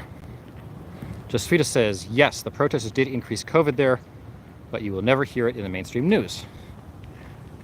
Josephita, I hear your point. I guess I feel like there are sort of bigger fish to fry generally on, you know, whether the protests do or do not contribute to COVID. Loderus, large cities in Florida spread COVID-19 along with New York, because the mayors are shameless. Blame Trump. Okay. Loderus, please define human trafficking. Yeah, I'd be curious to hear. I saw the comment about human trafficking. I'm not sure what the intent was, but I'd be curious to get a little bit more detail on what that's all about. Bill says, agreed. Form of groups talking, but the issue is being manipulated. And the really big problem is that people are not taking a deep dive. I think generally, I think we've become much more attuned to the general ease with which people are sort of convinced of certain ideas. I think this has been going back to the Satanic Panic. We talked about that back in Washington, back in the 1990, 91, when there was the mass hysteria around the idea of daycare workers being Satanists and doing Satanist rituals on children. The reality was there wasn't even a single case in the country of that happening, and yet somehow we boiled ourselves up into a fervor over it, to the point where we're willing to basically burn people at the stake over it. Not literally, obviously, although probably not too far from that. It's the same thing as the Dutch tulip crisis. I mean, people are very easily stirred up on certain issues. I think we've seen that more than ever in all sides, and I think the different vehicles of the internet have really supercharged the ability for that to drive what people think and feel. It's really, really interesting. Loderus says, remember Tom Clancy, the Division video games talks about dollar spread during Black Friday. Now look at these rioters. Burn, loot, toppling statues. They also cripple transportation system by block roads. Loderus. Like one thought at a time. Okay, Jeanette, it would be hard to track COVID to riots where there are other events, places it could spread. So I think you give far more credit to the 20-somethings than I reserved. I'll agree to disagree. Pop says, Loderus, is that a bot? Yeah, Loderus, what's going on? Are you a bot? Are you someone just copying and pasting things? What are you doing? Why are you doing it? Altruism, land speculation. If you are in PDX, suggesting you go to Riot Ribs. Altruism, we're not in Portland right now, but I will take the suggestion for the next time I am in Portland. Just Sweeta, motorist, stop. We hear you now. You're just aggravating. Altruism, Wild Bill, I agree with you, Bill. This has some hidden roots, not all organic.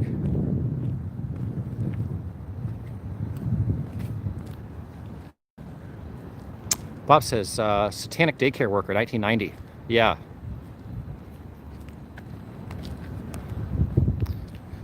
You know, a lot of countries have stirred themselves up into fervors that have, you know, ultimately inflicted great damage on them. You know, everybody loves to cite Venezuela. It's certainly not the only one. Iran has done that to itself. Russia has done that to itself.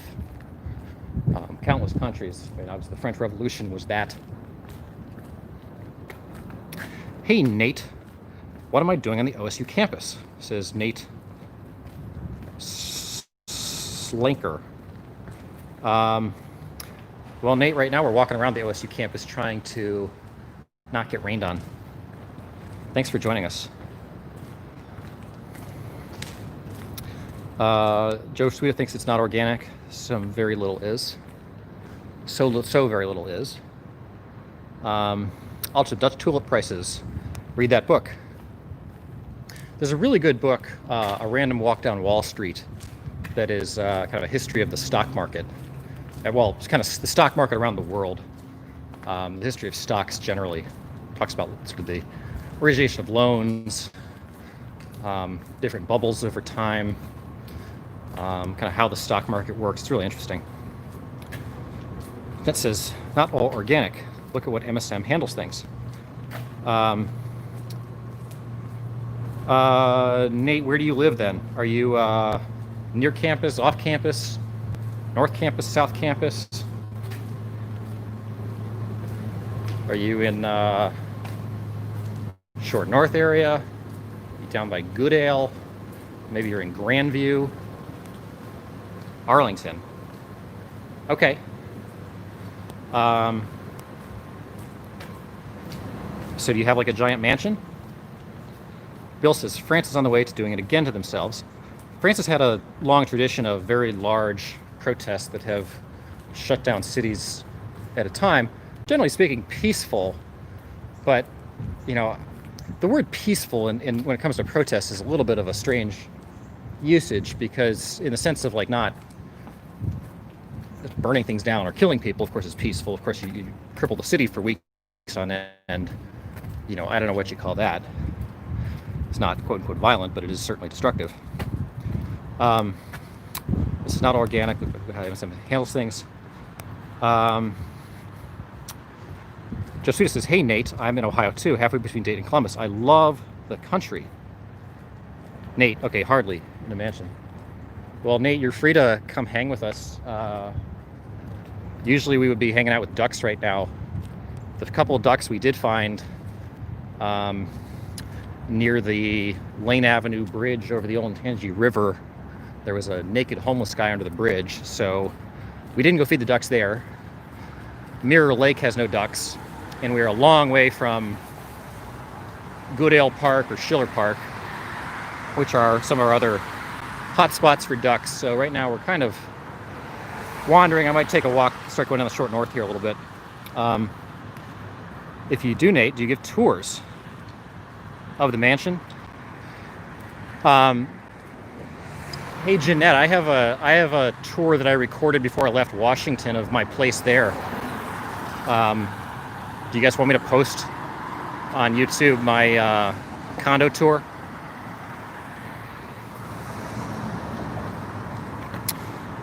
Hey, Joe, are you in London? West Milton. Haha.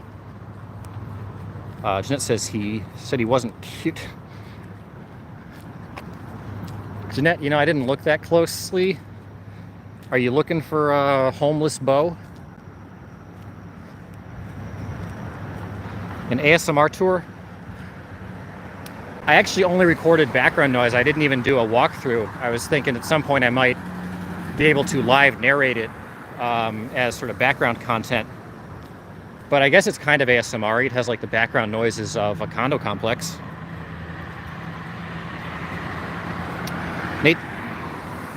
Nate Slinker says, haha, he was the naked, haha was for the naked homeless guy. Okay. Jen, I'm sorry, but I tried a hotel tour. Couldn't take it. Yeah, Jeanette, I think part of the problem with the hotel tours was we aired a whole bunch of them all at once. I think if you go in knowing exactly what you're watching, it's a lot easier.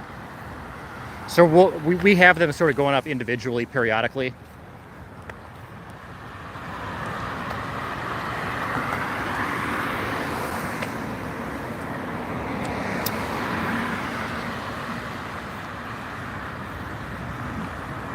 All right, guys, we need more conversation topics here.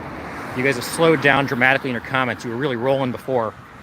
I need you guys to pick it up here. Pick some new topics, light, heavy. We can do anything, but we got to get it rolling again. What else is in the news? By the way, you guys are watching Land Speculation on YouTube. We're out between 6 and 7:30 every night, generally from Washington, D.C., but sometimes we travel. Right now we're in Ohio, as Nate has noted. And usually we do a combination of protests, ducks, election content, other fun things. But we can do whatever you guys want.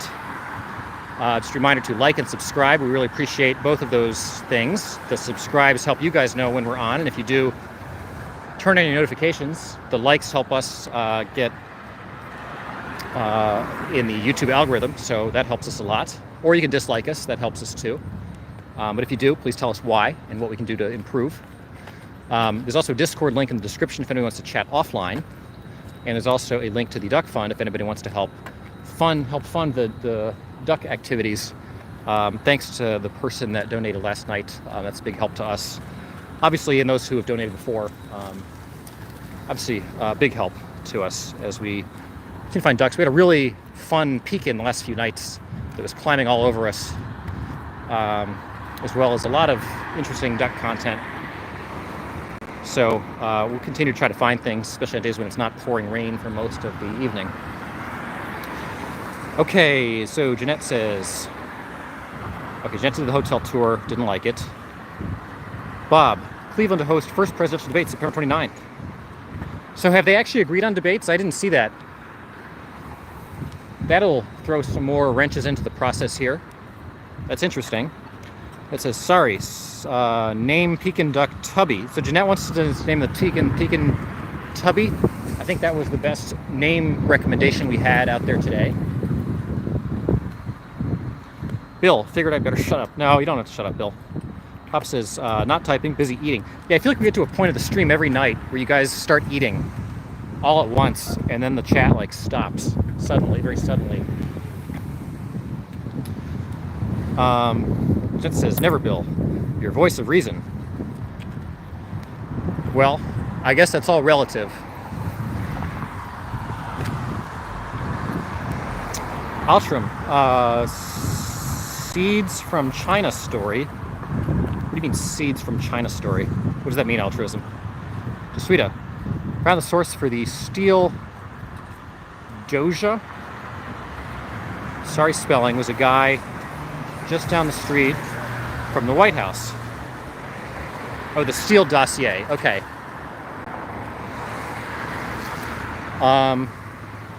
Boy, are they still talking about the Steele dossier on cable news? I feel like that is,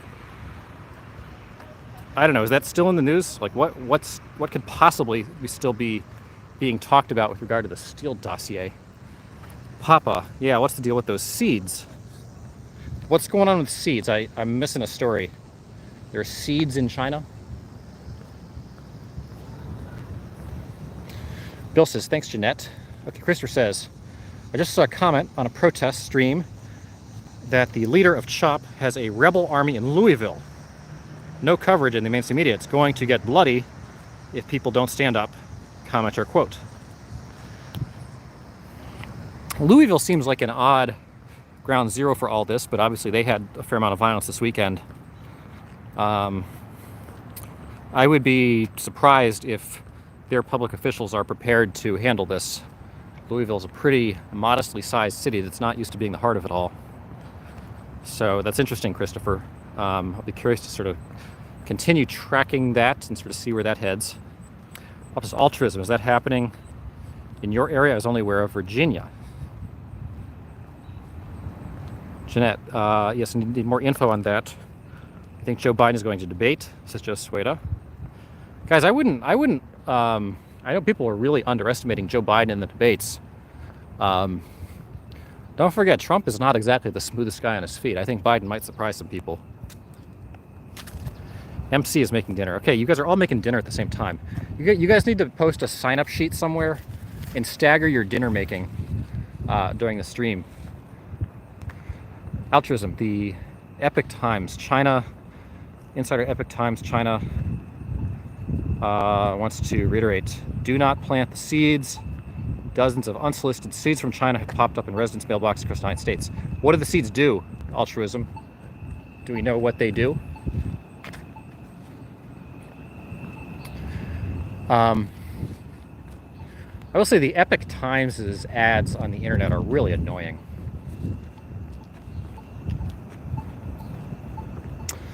Altruism says, alarming, hashtag agricultural officials who warn that the unknown seeds could be damaging to the hashtag environment. I feel like that sentence would make just as much sense without hashtags. Jeanette, land. Bill is reason. Not always everyone's, but sometimes. I'm just saying everybody is reasonable to someone. Altruism, Bob. Not me. I read the story. MC Max says a source for the Steele dossier was revealed recently.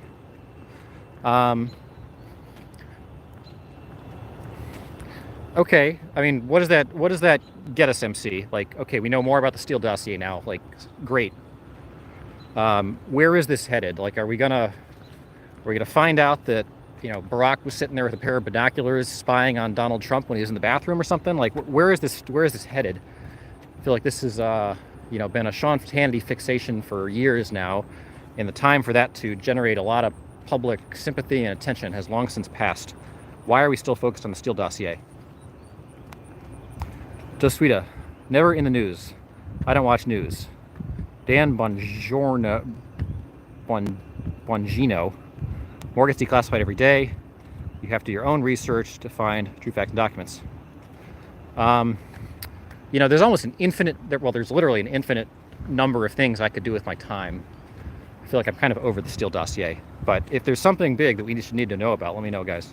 Bob White says, packages of unidentified seeds are being mailed randomly to people from China. I'm still waiting for mine. If you get it, Bob, will you be planting it? Do we know what the seeds do? Or is this hysteria? Hey, Hex Appeal, good to see you. Trump's going to humiliate Biden in the debates. Like, it won't even be funny, it'll just be hard to watch. Hex Appeal, why do you think that? I mean, I know Biden has made plenty of gaffes and not always the smoothest. Why do you think that Trump will humiliate him in the debates? And I think setting that expectation is dangerous for Trump. Josuita, what is for dinner, guys? Getting ready to make mine. Yeah, I'm curious what you guys are having for dinner. I'm always curious what you guys are drinking. I'm always curious what draws people here, how you watch this, why you watch this over, you know, anything you'd be watching on Netflix. Bill says Biden, if he's on his game, has a very sharp tongue and quick wit. Yeah, I think that's right. Biden's a pretty good debater. Different. I wish people would mail me free seeds. Okay, different. If you post your mailing address in the Discord, we will make sure somebody mails you free seeds. I don't know what they will plant, but we can make sure somebody sends you free seeds. Seeds equals mystery. Yeah, maybe they grow a beanstalk to the sky. Hex says Biden lost mind and game a while back. Guys, Trump is not the sharpest on his feet either. Biden has no monopoly on perhaps a lack of mental sharpness. Did anybody else take the cognitive test, by the way? We know that Bill got a perfect score. Did anybody else take it? Josuita says Joe is not leaving his basement. Bob says, the assumption is the seeds are an invasive species, not sure what they are. So who's sending them? Like, this isn't the Chinese government sending them, is it? Like, who's sending the seeds? Christopher says, in LA, protesters are blocking traffic again. Did they not learn? On what kind of road, Christopher? Is that like is it on a highway? Is it on a arterial road? Blocking traffic? I mean, obviously, if you're not enforcing that, you know, people are going to keep doing it. Okay, Josephina says, Wild Bill, were you hit in the head with a baseball? I think Internet was hit in the head with a baseball. Hey, Internet, are you still out there? Are you eating? MC says, Obama spied on the Trump campaign in far more insidious ways than binoculars. Yeah, I mean, I know that's been for some reason, hasn't caught on in the mainstream press for a while. It's been out there for many years. Like, it was going to catch on, it would have. People could probably move on from that story by now. I don't think that's going to be the key to the election. Josephina says more documents are being declassified, facts we didn't have before. MC says stovetop roast chicken with herb sauce and lemon. That sounds pretty good. Stovetop is a pretty good stuffing. I think that's how they make most of their money. Herb sauce and lemon. I'm not a fan of like herb sauce though. Lemon sounds good. Different ones. Evil, scary seeds from China. Yeah, different. I figured you would. You probably. I don't know what you would do with them. Maybe eat them. Bill says Joe Sweeta more than once. Joe Sweeta says drinking ice water, watching because I am waiting on live feeds to start in half an hour. We've got a live feed of this fountain right now. Is that not fun enough, Joe Sweeta? Bob said I post a link in Discord about Seed Story. Okay, cool. Jeanette, only have antenna TV, nothing good there. I come here for someone who lets me have opinion and doesn't say get off social media. Yeah, here I guess you guys get to be part of the TV. That's kind of what we go for. Bob says CHYN sending 33DS.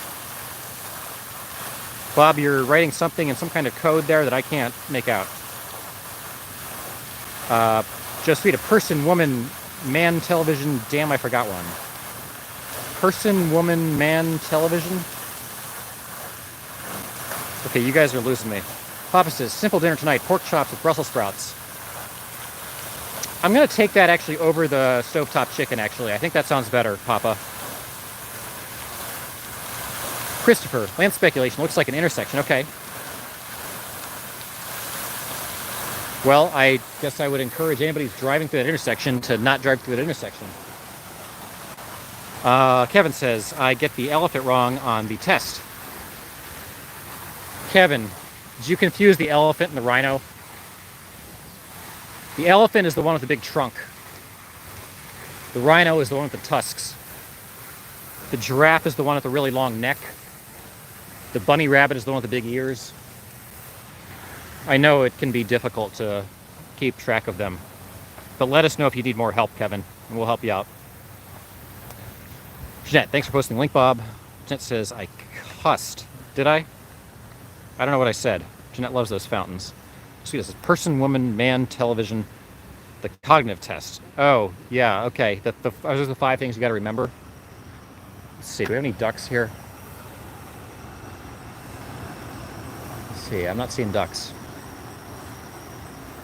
Okay, we're going to have to keep searching for ducks. Bob says, translation. China is sending the seeds. We don't know what they are, who is sending them, or why. Well, China is a country of like 1.5 billion people. We need to get a little more specific on who is sending them. Bill says, baked stuffed pork chop, red potatoes, baked with it, and canned green beans. Okay, baked stuffed pork chop, red potatoes. Not a huge fan of red potatoes. Canned green beans. Yeah, I'm a big fan of canned anything. That sounds okay. I still might go with the other pork chops, though. Josuita says, yes, I typed Dan. You said damn. How do you guys know what I said? Bill said, I got the pork chop stuffed from the butcher. That sounds pretty good. So you're eating like butcher quality meat with canned beans?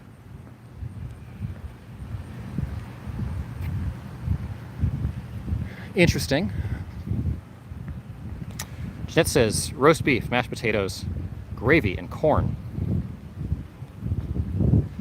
Okay, I'm a big fan of the dissonance of that, Bill. I guess I'll give you some points for that.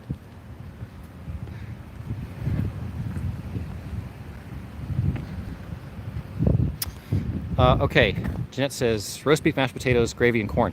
Oh, that sounds good, Jeanette. How'd you do the roast beef? That sounds really good. Jeanette might be the winner. Bob says, as soon as I return from China, I'll inform you of the results of my investigation.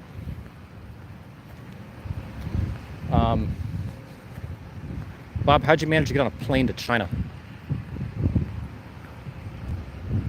Joe Sweetest says, having great dinners. Yeah, you guys are having pretty good dinners. We had homemade fish and chips today. Mrs. Land is a very good chef. Bill says, sign, did not have any fresh veggies except for the red potatoes.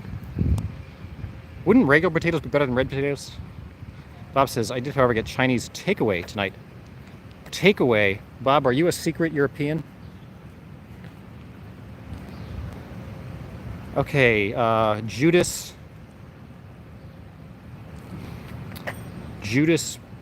Priest VLCT. I'm making hot sausage patties with ketchup on sesame seed buns. Judas, thanks for joining us. Hot sausage patty sounds pretty good. Ketchup on sesame seed buns. I like the sausage patties. Is that like a de facto hamburger?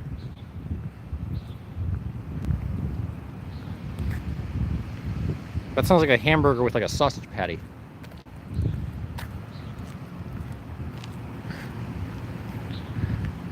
Whatever happened to the Big Mac jingle? I can't remember what all the parts are. Okay, Jeanette, put in oven with seasoning and onions from my garden. Okay. Sounds good. I'm gonna pop under this overhang here for a second.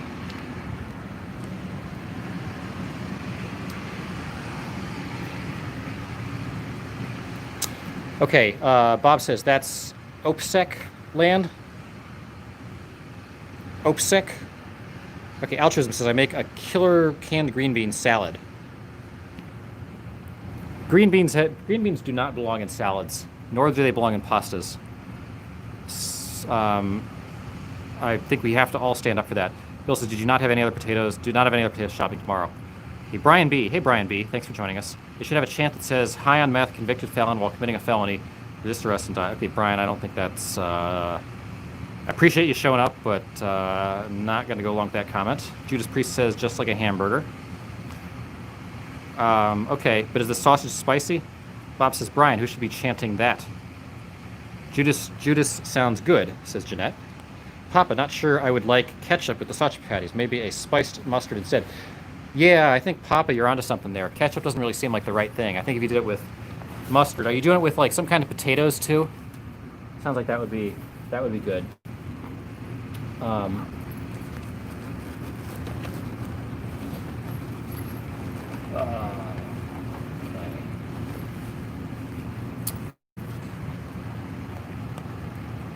Okay, Bill says 2 all-beef patties, special sauce, lettuce, cheese, pickles, onions on a sesame seed bun.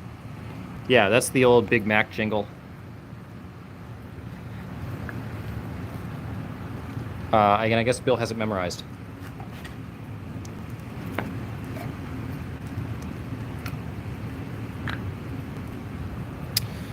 Okay.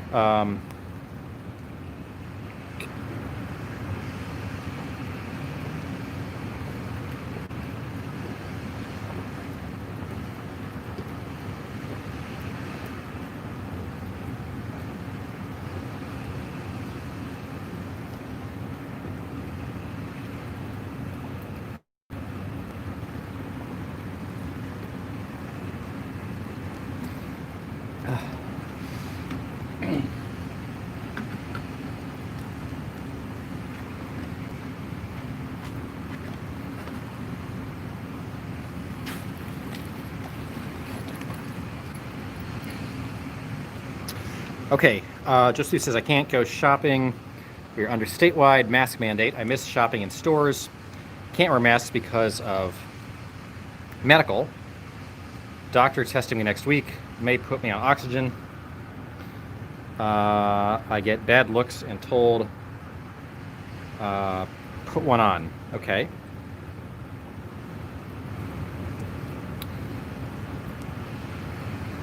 Yeah, but I think you can get an exception for having a medical condition, can't you? Like, they don't make you wear a mask if you have a medical condition.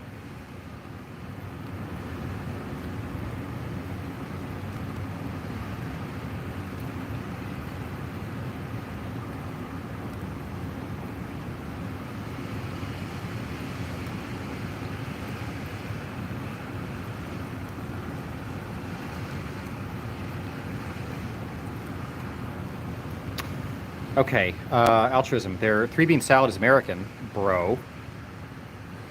Just because something's American doesn't mean I have to like it. There are a lot of American foods I don't like.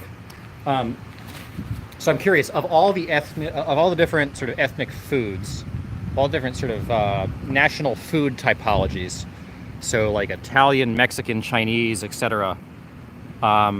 What is your favorite food typology of all of those?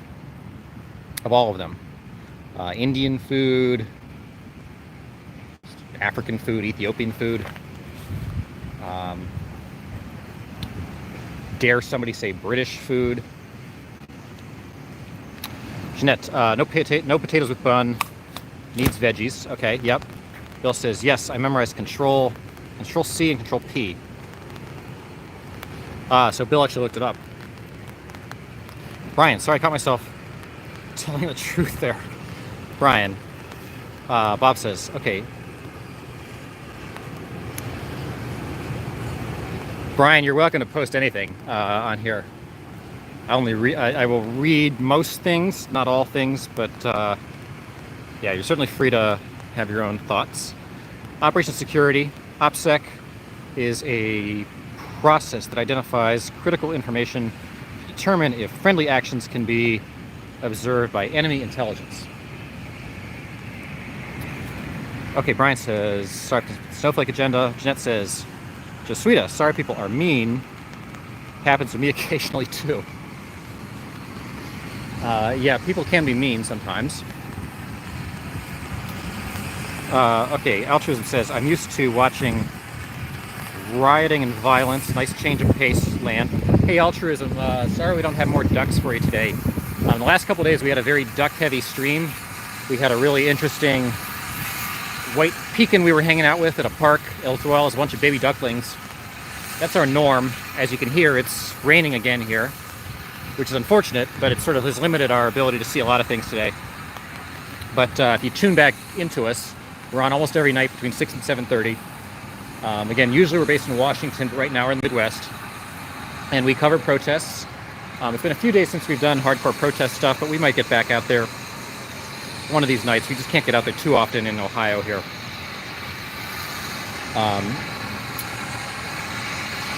And we do ducks and we do election stuff, and we'll start getting heavier into election stuff as we get back to Washington here in the coming days and weeks. But please tune into us if you are enjoying any of the conversation.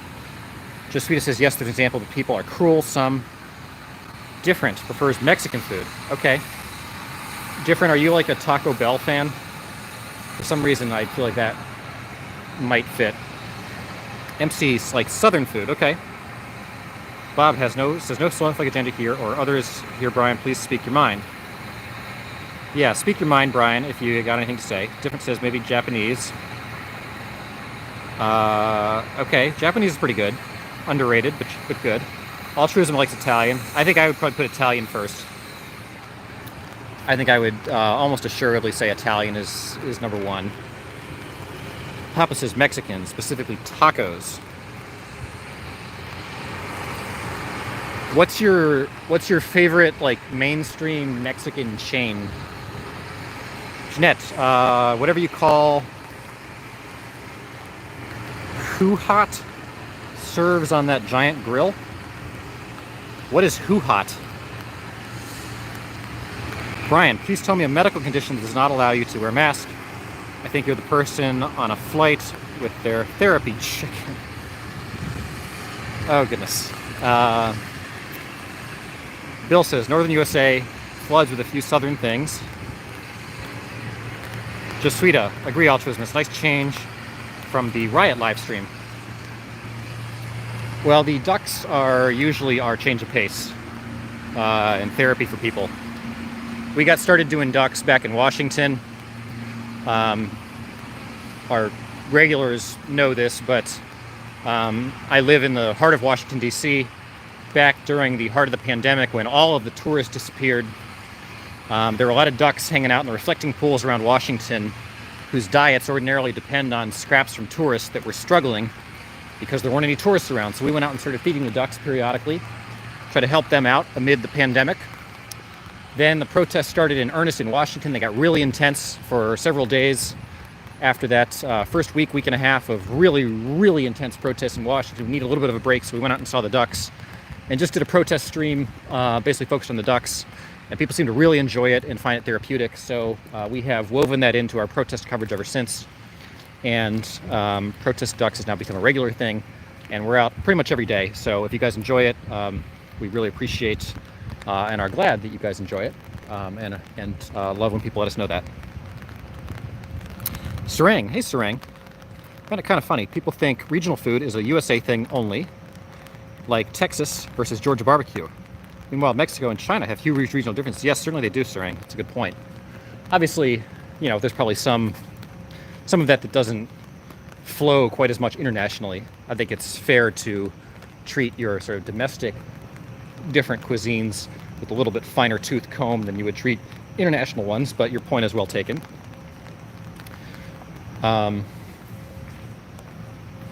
Sichuan province, for instance, I have no idea how they handle such spicy food.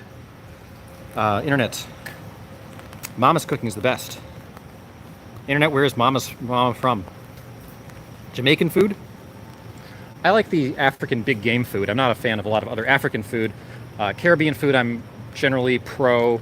Chinese food, I'm pro. Japanese food is, I think, underrated. Italian food, I'm very pro. French food, I think, is good. I think German has pretty good food. Some other parts of Europe, I'm not a huge fan of Spanish food. Southern cooking is really good, although often very unhealthy.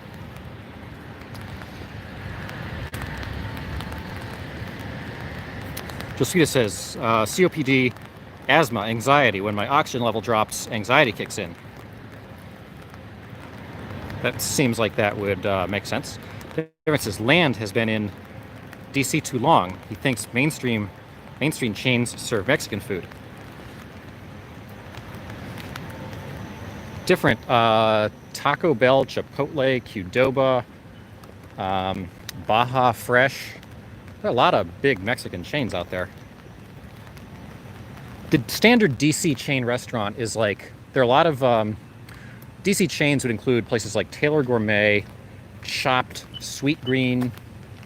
There are a lot of places in DC that have are sort of local chains, generally very overpriced, but pretty good casual food, generally on the healthier side. Jeanette says, who hot, kind of story, but different. MC says, agree different. I live in California, full of great Mexican food. That says, no idea why my autocorrect did that.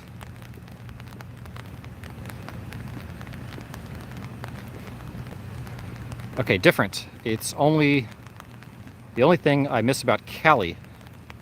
Used to live in San Diego.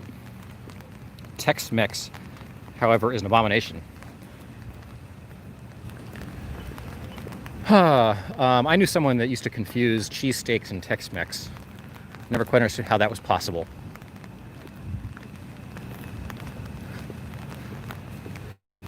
Bob says, Joe Sweet, I would not recommend you go out in public without a mask due to the conditions. I might suggest you get some form of portable oxygen with a non-breather mask.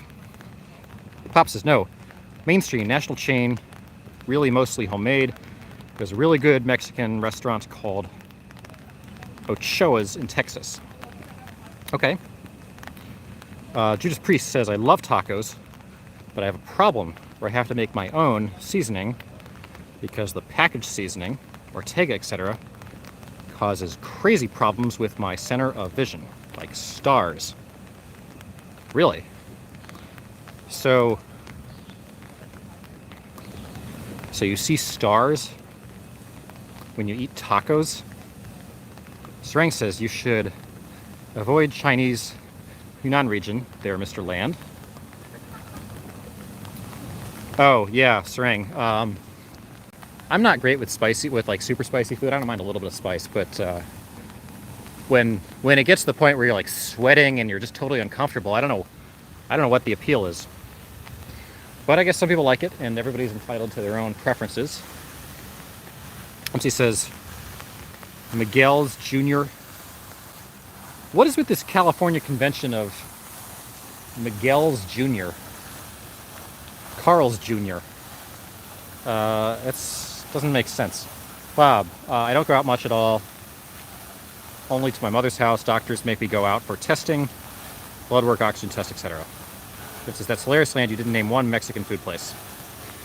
Different, you're being very snobbish about your Mexican food. Miguel's proper as well. Look for a place called like Anita's or something, a hole in the wall. Yeah, guys, I'm sure there are lots of good holes in the wall. Okay, we're gonna walk this direction now.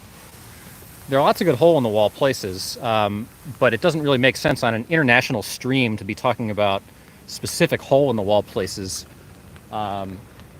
Chains, presumably, are what we can all sort of collectively understand.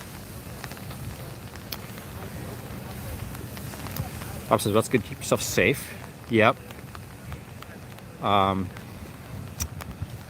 Okay, different says, Juanita's, Alberto's. Alberto's, all acceptable. Different. There are some Anita's restaurants in Nova, not bad Mexican food. Judas Priest says, alcohol screws with my eyesight also. Strength says, I live for spicy food. Not so wild about spicy air. Spicy air. I have I guess this would be one of the racier stories I've shared, but I did make that mistake once of eating jalapenos and then not washing my hands. And I'll leave it at that. Bad things can happen if you eat jalapenos and you don't wash your hands after doing so. Okay, alcohol gives me spots in my peripheral vision which go away after a day, says Judas. Bob, Carl's Jr. is Hardee's. Yeah, but Hardee's is like, let's see, both of those. Hardee's has gone downhill since they became Carl's Jr. Christopher says, office involved shooting in Denver.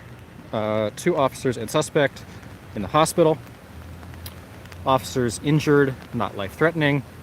Not sure about the suspects. Was it related to protests, Christopher? An officer-involved shooting?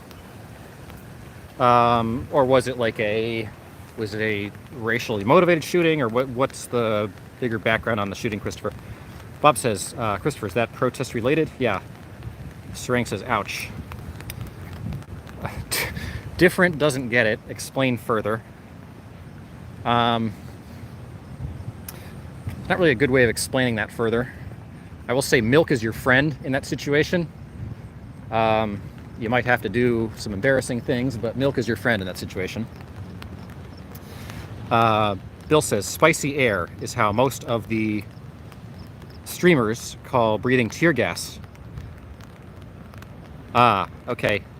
Well, the best way to avoid the tear gas is don't get in the middle of a protest that's turning violent. Bob says spicy air equals PDX slang for tear gas. He says, Bob White, I don't think so. It occurred at an apartment complex, watching the live stream on Facebook. Okay, I mean, periodically police end up shooting people. I mean, people end up shooting police. I mean, that's a country of 350 million people. That happens. You know, every one of those shouldn't happen, but they do. It's part of the process of trying to enforce safety in a society that's all too violent, broadly speaking. Strength says, also do not want to throw liquid hot sauce into a hot pan. Oh yeah, I bet that's not so good. I wish one of these lights would turn.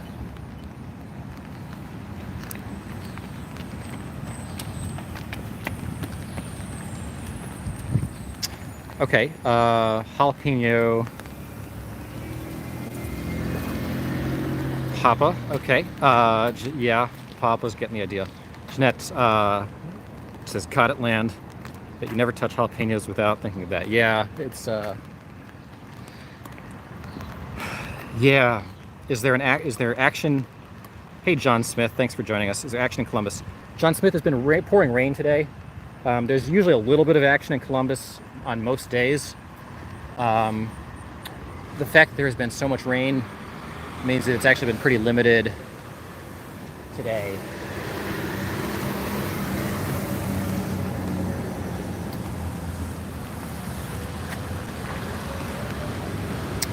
Okay. Poured milk on it. Different, says. Man, try a ghost pepper on stream, says Bob. You know, I know that's like easy fodder to get a lot of views, doing a ghost pepper. I'm not sure I'm quite ready for that. I bet Mrs. Land could really handle that, though. She loves spicy food. Strang, different. The oil holds the spice. It can be an instant for sensitive areas if you rub your eyes or use the restroom, etc. Transfers. This for land speculation happened in an apartment complex. PDX is Portland, federal building in Portland. I think that's also the airport code for Portland. Bob says, yeah, the airport code for Portland Airport, and some call the city that. Yeah, it's good when you ask a question, you get like 5 answers. Just sweet, I think so. Bob, no problem. But yeah, John Smith, we'll be covering. It's been a while since it's been a couple days since we've done a Columbus protest. We'll try to see if there is some worth covering here soon. I gotta figure out where I am, guys. Kind of got lost here. Not lost, but I gotta figure where I'm going.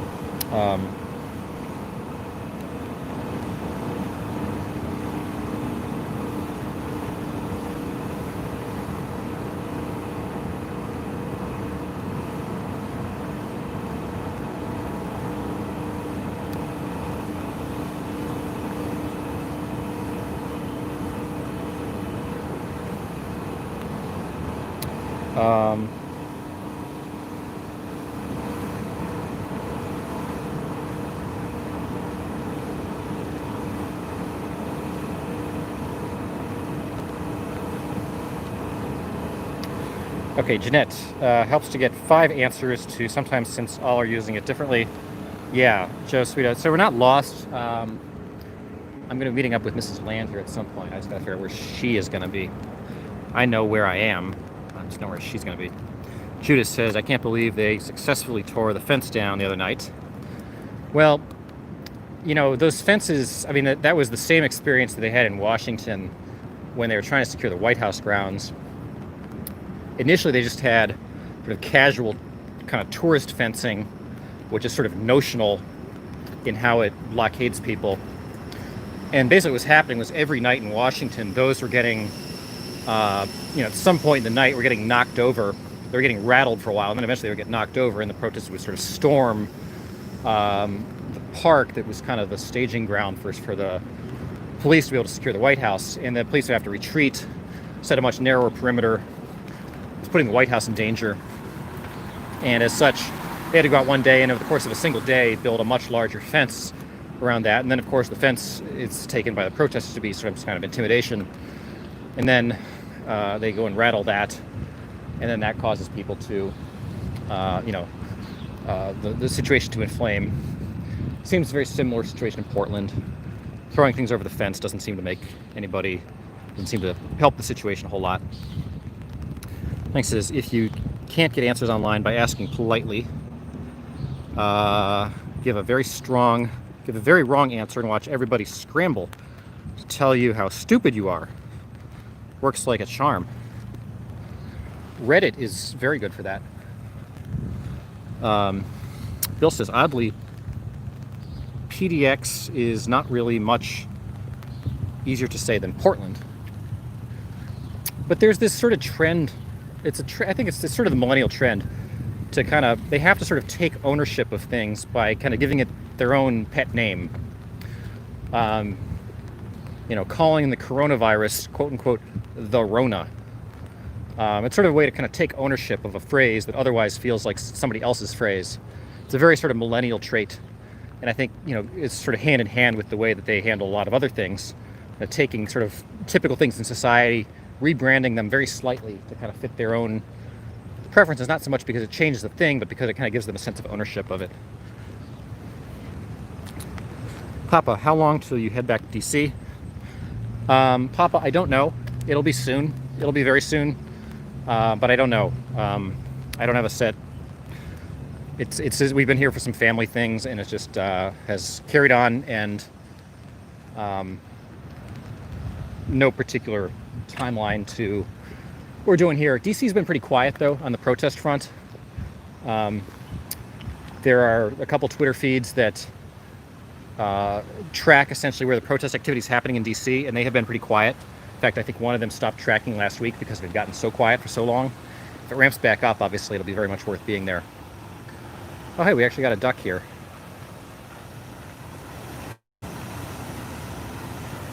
We got a single solitary duck down there.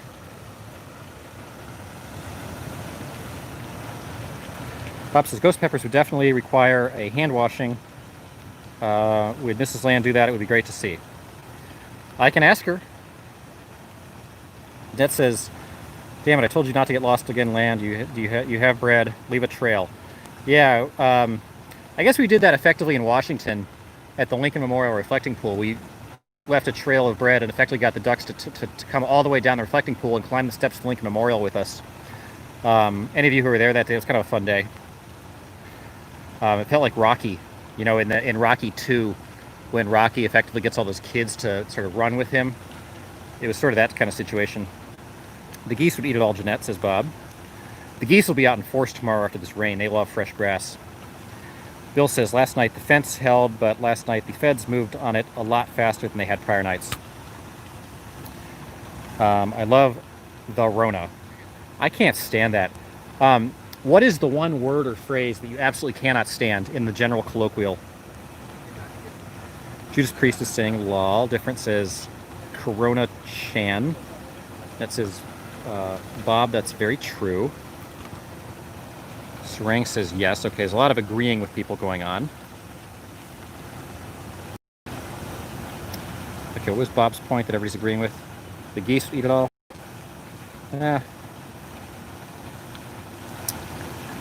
I don't know about that. Probably the squirrels surprisingly eat the bread sometimes. Judas, it's pretty neat putting a different protest on each monitor. Putting 3 different protests on each monitor.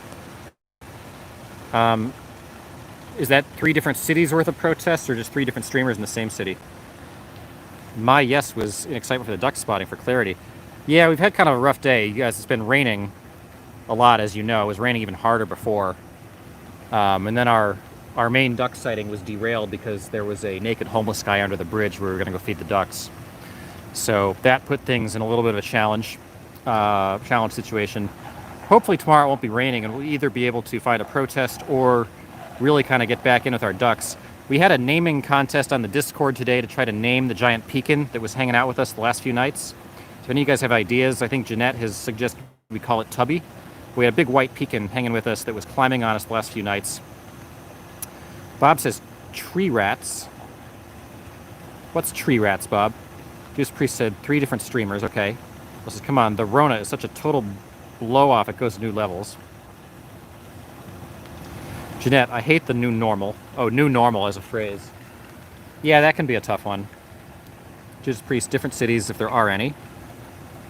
What are your favorite cities to stream, Judas, at this point? I know Portland is probably number one, but what else is heated up the most? Altruism says sis. Papa says dude. Drives me crazy when my kids say that to me. I want to strangle them when I hear it. Which one, Papa? The Rona? Bob says agreed, Jeanette. The new normal. Okay. Strength says, the lap duck. Yeah, the lap duck. Lap duck was like standing on me yesterday. It was really going a little nuts. Sure, it misses us today. Tubby sounds good, says Bill. Fred equals name Fred. I would encourage everybody, if you're new or if you're on for the first time, if you guys want to join the Discord that's linked in the description, I've got some things I'm going to post there, different polls and things in the next few days. I would really encourage everybody who wants to hang out with this crew offline and kind of know when we're streaming and things like that to join that. Again, the link is in the description. Obviously appreciate the subscribes and the likes as well. I think this duck is coming over kind of in the expectation that we're going to feed it. Unfortunately, I'm having to hold onto an umbrella right now, so otherwise I would. Okay, Judas watches a lot of Seattle. Okay, Joe Sweet, name it Fred. Okay, you said squirrels, they're tree rats. Squirrels are nice, they have the nice tails. If they didn't have the tails, they'd be ugly. Joe Sweet says Louisville, Portland, Seattle. Yeah, those seem like the big ones. Louisville seems like it's emerging. Bill, you feel me. I think one of my others, Bill, along those lines would be my bad, or when you start talking to somebody, when somebody says the phrase, what was the phrase I was thinking of? I forget the phrase I was thinking of. I'll think of it later. Okay. The Eugene was busy last night. Judas Priest says exactly. Papa says the word dude. Bob says I feel you, Bill. Jeanette says Wild Bill, yep. Josephina says being a woman and called dude. Bill says my bad is insulting almost always. Judas, I call my female friends dude all the time. Sarang says we think it is a lady duck. Yeah, we think it's a lady duck, Sarang. If you have any ideas, let us know in the Discord. So guys, short notice, but I'm actually going to have to wrap up the stream here just about now. My bad is very Jerry Seinfeld. Seinfeld wouldn't have done that. Seinfeld did the yada yada yada. That was pretty bad. My bad is just modern mea culpa. I'm going to have to wrap this up now because Mrs. Land just pulled up and it's raining. But I do appreciate everybody joining today. It's a good stream. I got pretty good viewership today. I'm not sure why it was so big today. But just want to say thanks everybody for joining. Please remember to like and subscribe. The likes help us out a lot. The subscribes help us out a lot. Turn on notifications. Join the Discord, linked in the description. And contribute to the Duck Fund if you can. That'll help us fund the ducks and get resources for that big hungry pekin that hopefully we'll see again in a future night. So really appreciate it. Hope to see you guys all again. We're on between 6 and 7:30 most nights. Often from Washington, mostly, but right now here in Ohio. We've got ducks, protests, other content. We'll be back. So enjoyed hanging out with you. Hope to do it again soon. Thanks, everybody.